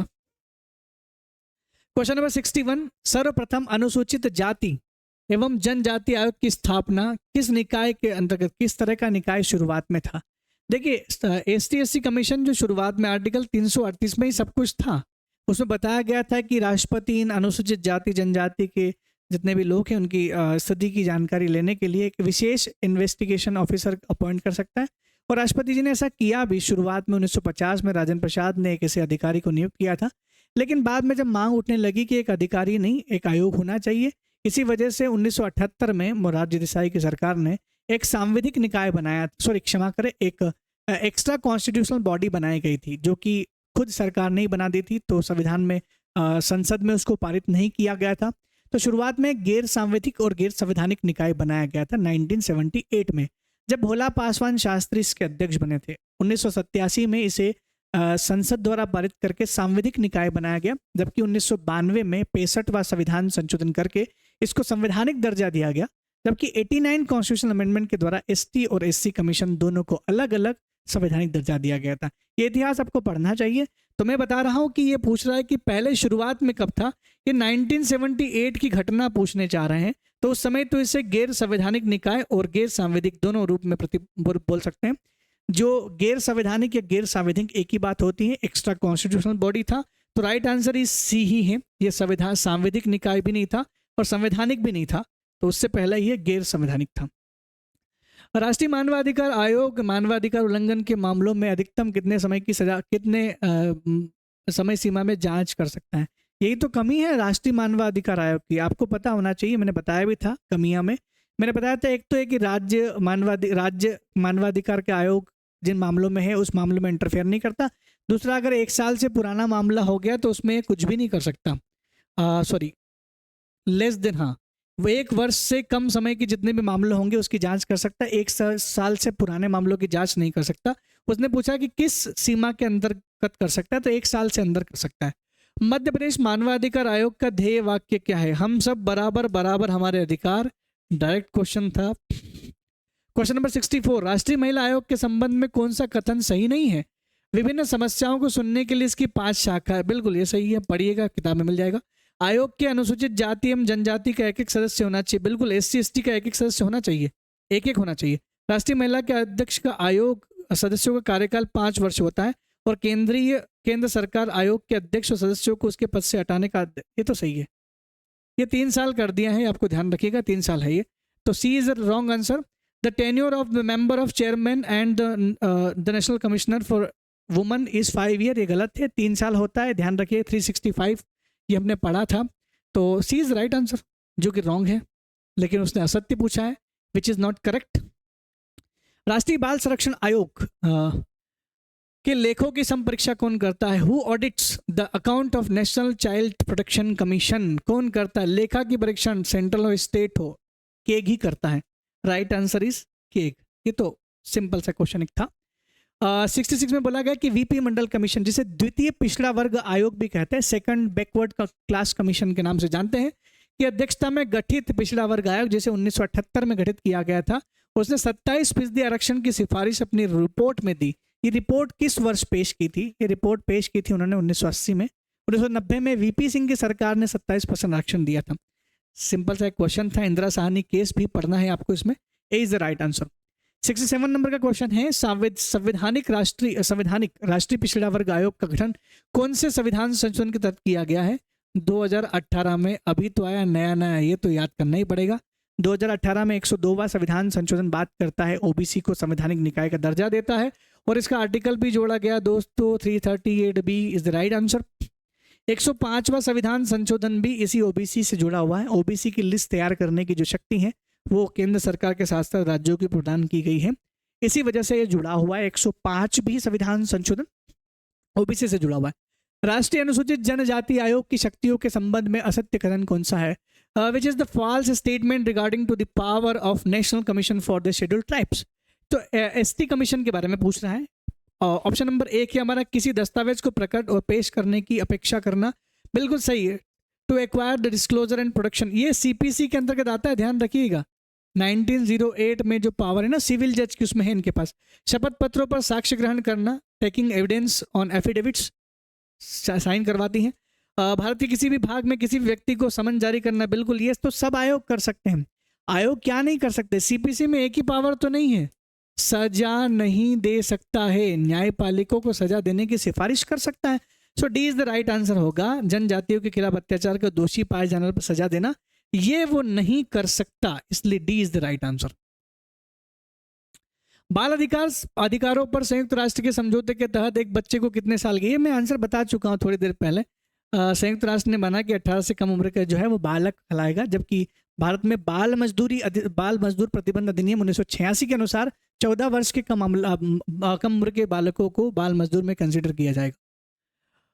मध्य प्रदेश राज्य महिला आयोग का गठन कब किया गया था? ये डेट देखिए, डेट वाले जो क्वेश्चन है वो आपको रटने पड़ेंगे और इसको ध्यान रखना है। शहीद दिवस याद रखोगे तो याद रह जाएगा। 1998 में, 1995 में तो हमने अधिनियम पास किया था। 1995 में तो मध्य प्रदेश की विधानसभा में अधिनियम पास हुआ था, और 23 मार्च 1998, क्षमा करें इतने सारे 98 दिख रहे हैं, सी वाला इज राइट आंसर। 23 मार्च को किया गया था। भगत सिंह, सुखदेव और राजगुरु जो हैं उनका शहादत का दिवस भी है, शहीद दिवस के रूप में मनाते हैं, उस दिन ही गठित किया गया था। राष्ट्रीय महिला आयोग में SC/ST समुदाय के कुल मिलाकर कितने सदस्य होने अनिवार्य हैं? महिला आयोग में लिखा गया एक SC का एक ST का। अभी थोड़ी देर पहले एक क्वेश्चन बड़ा था, आपको आंसर पता होना चाहिए। एक दोनों के होने चाहिए, तो 2 सदस्य होते हैं। राष्ट्रीय महिला आयोग के अध्यक्षों में से अब तक कितने अध्यक्षों को 2 कार्यकाल मिले हैं? राष्ट्रीय महिला आयोग में अब तक कितने अध्यक्ष को 2 मिले? एक तो आपको पता होना चाहिए गिरिजा व्यास, एक तो इसको मिला है लगातार 2 बार, और एक मिला है अभी रेखा जी को, रेखा शर्मा 2018 से बैक टू बैक 2 बार अपॉइंटेड हो चुके, तो 2 इज द राइट आंसर। 2 लोगों को मिला है केवल। मध्य प्रदेश राज्य अनुसूचित जाति आयोग की स्थापना कब की गई थी? When was the Madhya Pradesh state scheduled caste commission was establish? अनुसूचित जाति आयोग की स्थापना कब की गई थी? अनुसूचित जाति, देखिए मध्य प्रदेश का अनुसूचित जाति आयोग एक सांविधिक निकाय है। पहली बात तो मैं आपको बता दूं, सांविधिक निकाय है, और इसकी स्थापना की गई थी 1995 में, 1995 में की गई थी। और ये संवैधानिक नहीं है, क्योंकि नेशनल जो है वो संवैधानिक है, और राज्य अगर बनाता है तो सांविधिक है। तो हमारा ट्राइबल वाला जो है ये सांविधिक है। ठीक है, राइट आंसर इज बी। तारीखों वाले बिल्कुल रटने पड़ेंगे, उसमें कोई ऑप्शन नहीं आपके पास में। तो 74 वाला क्वेश्चन है, राष्ट्रीय अनुसूचित जाति आयोग का अध्यक्ष केवल वही व्यक्ति बन सकता है जो राष्ट्रीय अनुसूचित जनजाति जाति आयोग का अध्यक्ष वही बन सकता है जो केवल ST का हो। SC/ST के अध्यक्ष वही बनते हैं जो उसी कम्युनिटी का हो। ऑब्वियसली बात है, इसमें तो कोई दोहरा नहीं है। ए इज द राइट आंसर, जो केवल अनुसूचित जाति का हो। राष्ट्रीय अनुसूचित जाति आयोग के अध्यक्ष और सदस्यों के वेतन और भत्ते निम्न में से किसके समान होते हैं? ST SC कमीशन के जो वेतन और भत्ते किसके समान होते हैं?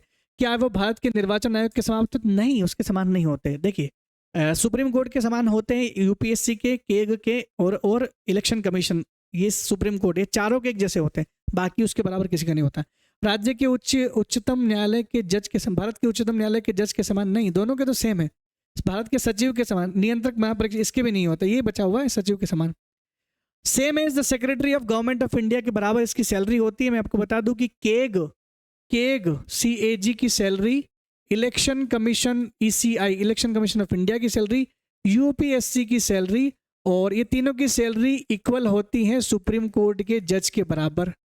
और देखिए, तीनों की तो अलग आ रही है, बचा हुआ है भारत का सचिव। भारत के सचिव के समान ही SC ST और OBC तीनों की सैलरियां होती हैं। सी इज द राइट आंसर। राष्ट्रीय अनुसूचित जाति आयोग की प्रथम महिला अध्यक्ष कौन बनी थी? उर्मिला सिंह। राष्ट्रीय पूछ रहा है, नेशनल शेड्यूल ट्राइब्स कमीशन की फर्स्ट वुमन चेयरमैन कौन थी? उर्मिला सिंह, रेखा गौड़, रजनी उइके, अभी तक कोई महिला नहीं बनी है। ये उर्मिला सिंह जी बनी ना, एक बार, एक ही तो बनी है उर्मिला, तो उर्मिला सिंह जी बनी है, तो राइट आंसर उर्मिला है। राष्ट्रीय अनुसूचित जाति आयोग के किस क्षेत्रीय कार्यालय के अंतर्गत मध्य प्रदेश का कार्यालय आता है? ये तो हमने पढ़ लिया था। आंध्र प्रदेश का भी आता है, तेलंगाना का भी आता है, MP और CG, ये 4 स्टेट का जो रीजनल क्षेत्र है वो हैदराबाद ही पड़ता है। आपको पता है 2000 से पहले ये आंध्र प्रदेश जो है ये हमारा पड़ोसी राज्य था, इस वजह से हमारा क्षेत्रीय कार्यालय वहीं पर मिलता है। छत्तीसगढ़ का वहीं मिलेगा, तेलंगाना वहीं मिलेगा, और आंध्र प्रदेश, 4 राज्यों का एक ही जगह पर हैदराबाद में है। और तेलंगाना तो ऑब्वियसली उसी के अंदर आता है ना, तेलंगाना के अंदर ही तो है Hyderabad. B is right answer. Next question है हमारा, क्वेश्चन नंबर 78। मध्य प्रदेश राज्य पिछड़ा वर्ग आयोग के अध्यक्ष के अतिरिक्त कुल कितने अशासकीय सदस्य इसमें थे? कितने अशासकीय होते हैं? टोटल 6 होते हैं, तो 5 अशासकीय होते हैं, क्षमा करें, टोटल मध्य प्रदेश राज्य पिछड़ा वर्ग आयोग के अध्यक्ष के अतिरिक्त कुल कितने अशासकीय अध्यक्ष होते हैं? टोटल 5 अशासकीय अध्यक्ष होते हैं, ये तो लिखा हुआ है। 5 में से जब एक अध्यक्ष जो है वो चला गया तो बाकी अध्यक्ष के अलावा 4 अशासकीय होते हैं। बिल्कुल सही है ये, ठीक है, तो 4 इज द राइट आंसर। 5 होते हैं, उसमें से एक अध्यक्ष निकाल दो तो बचे 4। निम्नलिखित में से किसने मध्य प्रदेश राज्य पिछड़ा आयोग के अध्यक्ष रूप में कार्य नहीं किया है? मध्य प्रदेश राज्य पिछड़ा आयोग के अध्यक्ष रूप में काम नहीं किया। मध्य प्रदेश राज्य पिछड़ा आयोग का अध्यक्ष आयोग जो है, इसमें कौन कौन काम को? बसंत राय उइके, ये तो पहले हैं, ये तो पहले भाई साहब हमारे। सरदार सिंह डंगस, राधेलाल बघेल, MN राव, ये यहाँ कहाँ से डाल दिए भाई साहब को? ये भाई साहब तो 1924-25 के आसपास जब CPI बना था ना, कम्युनिस्ट पार्टी ऑफ इंडिया, उसके व्यक्ति थे जिन्होंने 1934 में पहली बार संविधान की ऑफिशियल डिक्लेरेशन किया था। MN राव या राय, वो MN रॉय है, क्षमा करें, ये MN राव है, लेकिन ये है नहीं इसके अध्यक्ष ना, MN राव साहब नहीं थे। D is the not the right answer. बाकी लोग तो रह चुके हैं, ये नहीं रह चुके। राष्ट्रीय पिछड़ा वर्ग आयोग की बात करें तो what is the structure of national backward class commission? देखिए, SC ST और OBC तीनों का स्ट्रक्चर समान हो गया। OBC का स्ट्रक्चर 2021 के बाद से, और मध्य प्रदेश OBC वाला स्ट्रक्चर तो सबके इन्हीं के समान हो चुका है। तो 2021 में मध्य प्रदेश OBC वाला में भी चेंज करके हमने उसको भी 5 सदस्य कर दिया। सब में 5 सदस्य होते हैं, एक अध्यक्ष, एक उपाध्यक्ष और 3 सदस्य, एक चेयरमैन, एक VC, 3 अदर मेंबर, सब में कॉमन होता है। और ये है राइट आंसर। कहाँ? एक अध्यक्ष, एक उपाध्यक्ष, 3 सदस्य, ए इज राइट आंसर। पहले ही मिल गया, सब में सेम होता है, ध्यान रखिएगा। निम्नलिखित में से किस आयोग की स्थापना के संथानम समिति के द्वारा की गई थी? ये ट्विंस थे, ध्यान रखना, ट्विंस को क्या बोलते हैं हिंदी में? जुड़वा संस्था होती हैं 2, एक थी CVC और एक था CID। ये दोनों एक साथ बनाए गए थे। ये दोनों एक ही कमेटी की रिकमेंडेशन पर बने थे, इसलिए उनको ट्विंस बोला जाता है। हालांकि ये काम पूरे अलग अलग होते हैं। एक इन्वेस्टिगेशन का काम करता है, एक CVC का काम सेंट्रल विजिलेंस कमीशन करता है। तो यहाँ पर CID तो हमारे आयोग की लिस्ट में ही नहीं शामिल था, तो CVC ढूंढ लेते कहाँ है। ये central vigilance commission is the right answer. 1964 में बनाया गया था। केंद्रीय सतर्कता आयोग का कार्यकाल कितना होता है? बस यही तो एक है जिसका कार्यकाल सबसे अलग होता है, 4 साल का कार्यकाल लेकर के आते हैं। ये सबसे डिफरेंट होता है 665, राज्य का होता तो 62 कर सकते थे, लेकिन 665 यहाँ पर होता है। केंद्रीय सतर्कता आयोग के बारे में क्या सही है? बिल्कुल यहाँ पर जानकारी आपको मिलने वाली है। पहला है which is consider the following statement about the central vigilance commission. कौन सा सही है? पहला ऑप्शन पढ़ लेते हैं। इट वॉज स्टेब्लिश्ड ऑन 11 फरवरी 1964। ये तो सही है, बिल्कुल सही है। दूसरा ऑप्शन है 15 अगस्त 2003 को इसे संवैधानिक दर्जा दिया गया था। It was granted the statutory status in 15 अगस्त 2003। क्या ये सही है? तो ये गलत है, क्योंकि ये सितंबर को दिया गया था। ये जो ऑप्शन है गलत मुझे लग रहा है, इसमें आंसर जो है वो सितंबर 2003 में दिया गया था। तो पहला तो सही है, देन सेकंड गलत है। Headquarter is located in Delhi, तीसरा सही है, इसका जो हेडक्वार्टर है वो दिल्ली में, ये सही है। चौथा वाला option, it functions as the nodal agency of ministry of personal administration. बिल्कुल, सीवीसी सीआईसी दोनों पर्सनल मिनिस्ट्री ऑफ पर्सनल कार्मिक विभाग के अंतर्गत आते हैं, जिसका head prime minister of India होते हैं, और ये बिल्कुल सही है। तो बिल्कुल 2 वाला केवल गलत है, 2 हटा दो तो 1 सही है, 3 सही है, 4 सही है। 1 3 4 is the right answer, B is the right answer. Next है आपका 84वां क्वेश्चन है, भारत के प्रथम केंद्रीय सतर्कता आयोग कौन थे? फर्स्ट सीवीसी TN राव साहब थे क्या? क्या बी के आचार्य थे? बी के टीचर कर दिया, ये आचार्य हैं, ठीक है, थोड़ा सा ट्रांसलेशन गलत हो गया। बी के आचार्य साहब संजीव कोठारी साहब है, प्रवीण कुमार श्रीवास्तव हैं। ये पूछ रहा है प्रथम केंद्रीय आयुक्त पूछ रहा है, ये NS राव साहब प्रथम केंद्रीय आयुक्त थे, ये थे वो। अभी तो कोई श्रीवास्तव करके कोई है। मध्य प्रदेश राज्य सतर्कता आयोग का गठन कब किया गया था? मध्य प्रदेश CVC का गठन कब किया गया, मतलब मध्य प्रदेश विजिलेंस कमीशन का गठन कब किया गया था? ये आंसर फिर वही मध्य प्रदेश 1 मार्च 1964, जब CVC का गठन वहाँ पर हुआ था, उसके बाद हमारे यहाँ पर भी हुआ था। देखिए हमने यहाँ पर पढ़ा था, ये जस्ट 11 जनवरी 1964 को हुआ था, जिसमें राज्यों को भी अपने अंडर विजिलेंस कमीशन बनाने की बात कही गई, तो हमने बना लिया था 1 मार्च 1964 को, राइट आंसर है। नीति आयोग के वर्तमान मुख्य कार्यकारी अधिकारी श्री VR कृष्ण सुब्रमण्यम पूर्व में किस राज्य के मुख्य सचिव थे? VR सुब्रमण्यम CEO हैं अभी, CEO। सुमन बेरी इसके उपाध्यक्ष भी आपने पढ़े होंगे। ये CEO पहले कहाँ के सचिव थे? आप उनके बारे में थोड़ा सा जानकारी निकलवाओगे। सुमन बेरी के बारे में निकाल लेना, जम्मू कश्मीर में थे पहले, वहाँ के सेक्रेटरी रह चुके हैं। पूछ क्या रहे? सचिव, बिल्कुल, chief secretary of Jammu Kashmir हो चुके हैं। तो right answer is D is right answer. NITI Aayog के उपाध्यक्ष को किसके समान दर्जा दिया जाता है? नीति आयोग का उपाध्यक्ष बहुत पावरफुल होता है, और NSA भी जो है वो बहुत पावरफुल है। NSA national security advisor Ajit Doval साहब को कौन नहीं जानता? अजीत डोभाल साहब और नीति आयोग के उपाध्यक्ष दोनों इक्विवेलेंट होते हैं, और दोनों इक्विवेलेंट होते हैं कैबिनेट मिनिस्टर के। कैबिनेट मिनिस्टर का जो दर्जा है ये इन दोनों को मिलता है, और ये गए आपके सेंट्रल कैबिनेट मिनिस्ट्री में। बी इज राइट आंसर, ध्यान रखना। सेंट्रल कैबिनेट मिनिस्टर के बराबर का दर्जा विपक्ष दल को भी मिलता है, विपक्ष के नेता को, अधीर रंजन चौधरी साहब को भी है। NGT की स्थापना की प्रेरणा भारतीय संविधान के किस अनुच्छेद से मिली है? पर्यावरण, स्वस्थ सांस लेने का अधिकार, जीने का अधिकार, right to life and personal liberty. तो पर्यावरण से जुड़ा हुआ है ना ये, तो right to life and personal liberty से जुड़ा हुआ है, आर्टिकल नंबर 21 से जुड़ा हुआ है। नेक्स्ट क्वेश्चन थोड़ा बारीक क्वेश्चन है, थोड़े शब्दावली में पढ़ देता हूं लेकिन अच्छे से। निम्नलिखित में NGT द्वारा महत्वपूर्ण फैसले दिए गए थे, कौन से सही है जो NGT ने बोला था? 2012 में NGT ने कोरिया की कंपनी थी, स्टील कंपनी पॉक्सो, उससे करार उड़ीसा गवर्नमेंट का खत्म करवा दिया था, क्योंकि वो पर्यावरण हितैषी नहीं था। ये क्वेश्चन में दिया हुआ है। In 2012, the POSCO, a South Korean steel manufacturing company, had entered into an agreement with the Odisha and the government to set up a steel plant, but the NGT cancelled it because the agreement was affecting the interest of the nearby of the rural people. लोगों के interest को, हित को ध्यान में रखते हुए ये पर्यावरण को नुकसान पहुंचा सकता था। सो दैट्स वाई इन 2012 ये कर दिया गया था। बिल्कुल सही है, ये सही किया था, NGT साहब ने किया था। NGT के कुछ महत्वपूर्ण फैसलों में से एक था ये। 2012 में NGT में खुले में कचरा जलाने पर प्रतिबंध कर दिया था, that is the right answer, ये भी सही था। 2012 में उन्होंने खुले में कचरा चलाने पर बंद बंद कर दिया था, ये भी सही था। दिल्ली में सबसे पहले इंप्लीमेंट किया था। अच्छा, दिल्ली में सबसे पहले एनजीटी का काम होता है क्योंकि वहीं पर हेडक्वार्टर है। 2015 में एनजीटी ने 10 साल पुराने वाहनों पर दिल्ली में वाहन चलाने की अनुमति कैंसिल कर दी गई थी, ये भी सही था। डीजल इंजन 10 साल पुराने दिल्ली में इंटर नहीं कर सकते। 10 years, NGT ordered that the diesel vehicles older than 10 years cannot be allowed to drive in the Delhi NCR. Delhi को एनसीआर बनाया गया था 69th कॉन्स्टिट्यूशनल अमेंडमेंट 1991 में, उसमें दिल्ली को दिल्ली एनसीआर घोषित किया गया था, ध्यान रखिएगा।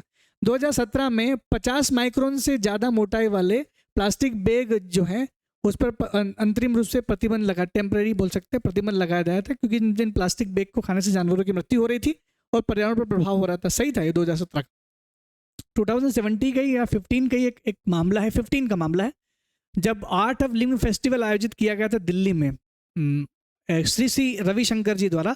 तो उसमें 5 करोड़ का जुर्माना दिल्ली को दिया गया था केजरीवाल सरकार के ऊपर कि आपने कितना गंदा कर दिया। नर्मदा जो क्षमा करें जो जमुना नदी है उसको इन्होंने काफ़ी प्लास्टिक चीज़ें फेंक करके ख़त्म कर दिया था। सभी कथन सही है, D is the right answer. इनने सारे काम किए एनजीटी ने। 90वां क्वेश्चन है हमारा, 90 क्वेश्चन है। 90 क्वेश्चन बोलता है कि सूचना के अधिकार अधिनियम 2005 के अंतर्गत मांगी गई सूचना को कितने दिन के अंदर अनिवार्य उपलब्ध कराना है। ये आरटीआई का ज्ञान तो सबको होना चाहिए। अगर सूचना आयोग, अगर आपने किसी विभाग में आरटीआई जाहिर की है ना, तो उस विभाग को विदिन 30 डेज 30 दिन के अंदर ही सूचना देना पड़ेगा। क्षमा करे, ये 15 नहीं, 30 दिन के अंदर सूचना जारी करना पड़ेगा।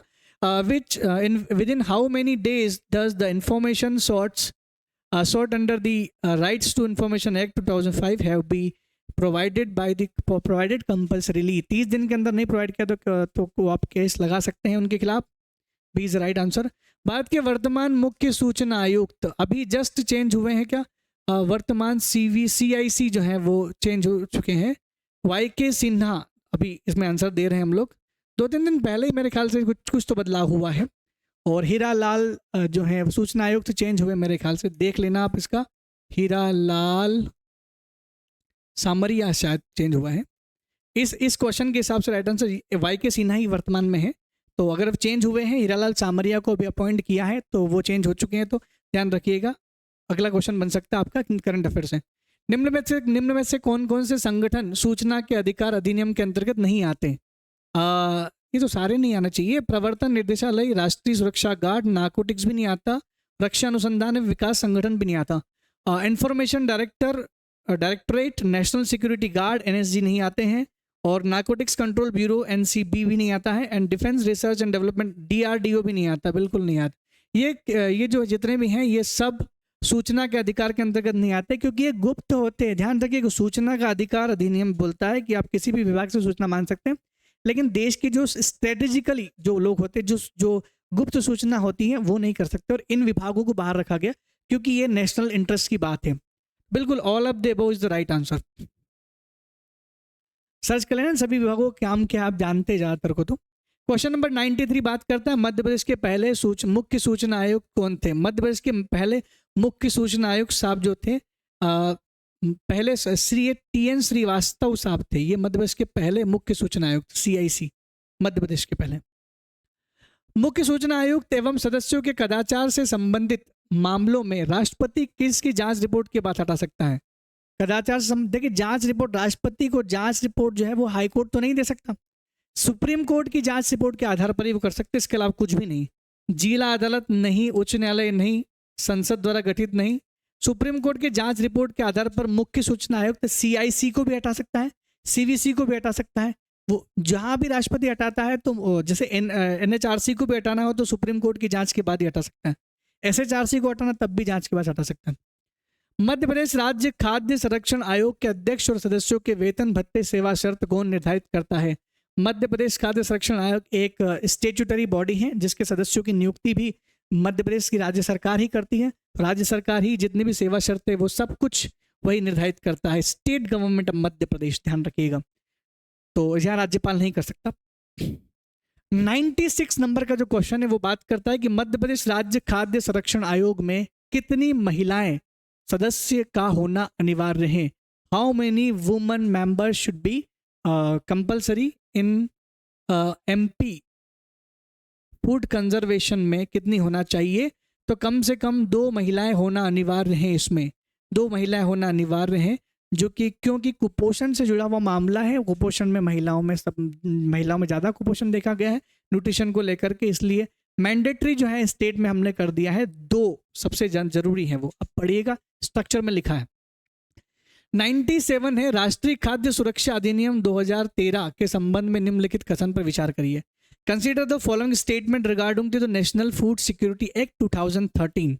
इस पर हम लोग विचार करते हैं। पहला बोलता है कि इस अधिनियम में 75% ग्रामीण आबादी और 50% जो है वो शहरी आबादी का लक्ष्य रखा है। The act was approved on 25 सितंबर 2013। ठीक है, 25 सितंबर 2013 को मंजूरी दी गई, जिसमें 67% आबादी को कवर किया है। ठीक है, इस अधिनियम के अंतर्गत 75% ग्रामीण और 30% शहरी आबादी को कंसिडर किया गया। इस अधिनियम के अंतर्गत गर्भवती महिलाओं को शिशु जन्म के बाद 6 महीने तक भोजन देना, ये तो सही है। 6000 का मात्र तो लाभ भी सही है। उपरोक्त योजनाओं में 80 करोड़ से अधिक आबादी को कवर किया गया है। 80 करोड़ आबादी को कवर किया गया है। लेकिन मुझे लगता है कि 25 सितंबर 2013 का डेट जो है वो सही नहीं लग रहा है।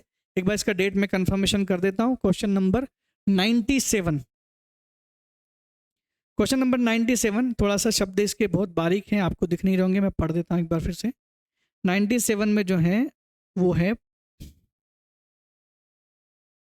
बिल्कुल मुझे लग ही रहा था, ये दिसंबर 2013 है। ठीक है, दिसंबर 2013 है, तो पहला वाला ऑप्शन तो बिल्कुल गलत ही है। दूसरा है under this act the target was setup covered 75%, बिल्कुल ये सही है। 75-50 के दोनों ध्यान रखना, 75% ग्रामीण जनसंख्या और 50% रूरल। बाकी तीसरा वाला पॉइंट बिल्कुल सही, गर्भवती महिलाओं को 6 मंथ तक भोजन और 6000 रुपये मात्र तो लाभ दिया जाएगा। और 80 करोड़ आबादी जो इंडिया की है वो खाद्य प्रसंस्करण के अंदर इंक्लूड होगी।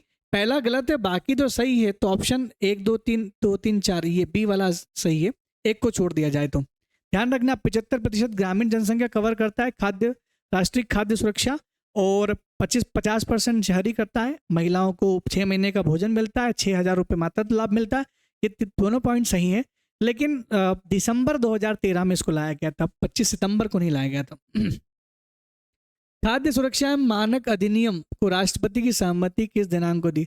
देखिए थोड़ा फैक्चुअल जानकारी है ये। फैक्चुअल ये खाद्य सुरक्षा मानक अधिनियम, food safety and standard act, ये एक एक्ट पारित किया गया था, खाद्य प्रसंस्करण के अंतर्गत ही किया गया था। खाद्य खाद्य सुरक्षा आयोग के अंतर्गत ही ये काम आता है, कि 2006 में आया था, इसलिए डायरेक्ट आपको फैक्चुअल जानकारी है, याद रखनी पड़ेगी। मध्य प्रदेश राज्य खाद्य आयोग के अध्यक्ष सदस्य का कार्यकाल कितना होता है? इसका कार्यकाल देखिए, स्टेचुटरी बॉडी है, मध्य प्रदेश ने बनाया था, 5-65 का कार्यकाल होता है। ये होता है इसका 5 साल 65 साल, 5 साल कार्यकाल होता है, 65 अधिकतम उम्र होती है। तो 99 वाला क्वेश्चन का answer B is the right answer, ध्यान से पढ़िएगा इसको। क्वेश्चन नंबर 100 आखिरी वाला, भारतीय खाद्य निगम फूड कॉर्पोरेशन ऑफ इंडिया, बहुत पुराना एफसीआई की बात कर रहा है ना। एफसीआई की स्थापना कब हुई थी? 1965 में है ये, 1965, और यहाँ पर अलग अलग ईयर दिए हुए, एक ये भी है 1965, मार्च 1965 में किया गया था, इसलिए सॉरी क्षमा करें, मार्च नहीं, जनवरी 1965 में किया गया था, इसलिए राइट आंसर 65 है। 1965 तो याद रखना ही है, लेकिन अगर क्वेश्चन में दो ऑप्शन में एक ही ऑप्शन आ जाए 65, तो आपको फिर उसका मंथ याद रखना पड़ेगा। लेकिन मुझे लगता है कि ज़्यादातर क्वेश्चन इतने डीप में तो नहीं आने चाहिए जिसमें कि एक जैसा आपको मंथ दिया जाए। अगर होगा भी तो फिर आपको डीप में पढ़ना पड़ेगा। 14 जनवरी को ये किया गया था, और हम लोग मेरे ख्याल से 14 जनवरी को डे भी मनाते ना, खाद्य सुरक्षा दिवस ऐसा कुछ मनाते, शायद मेरे ख्याल से इसी दिन को मनाते। 1965 इज राइट आंसर। तो ये हुए आपके 100 क्वेश्चन, और वीएस एजुकेशन की ये मेगा टेस्ट सीरीज का ये 10वीं यूनिट का जो हमने डिस्कशन है ये कंप्लीट करते हैं। मुझे आशा है कि आपको इसमें संबंधित जितने भी क्वेश्चन जहाँ डाउट लग रहे होंगे वहाँ क्लियरिफिकेशन जरूर मिला होगा। तो दोस्तों इसी के साथ बने रहिए हमारे साथ वीएस एजुकेशन और विक्रम सर्व शिक्षा समिति के साथ, और आपको आपकी आगामी परीक्षा 2023 के लिए बेस्ट ऑफ लक दोस्तों। तब तक के लिए धन्यवाद, थैंक यू वेरी मच।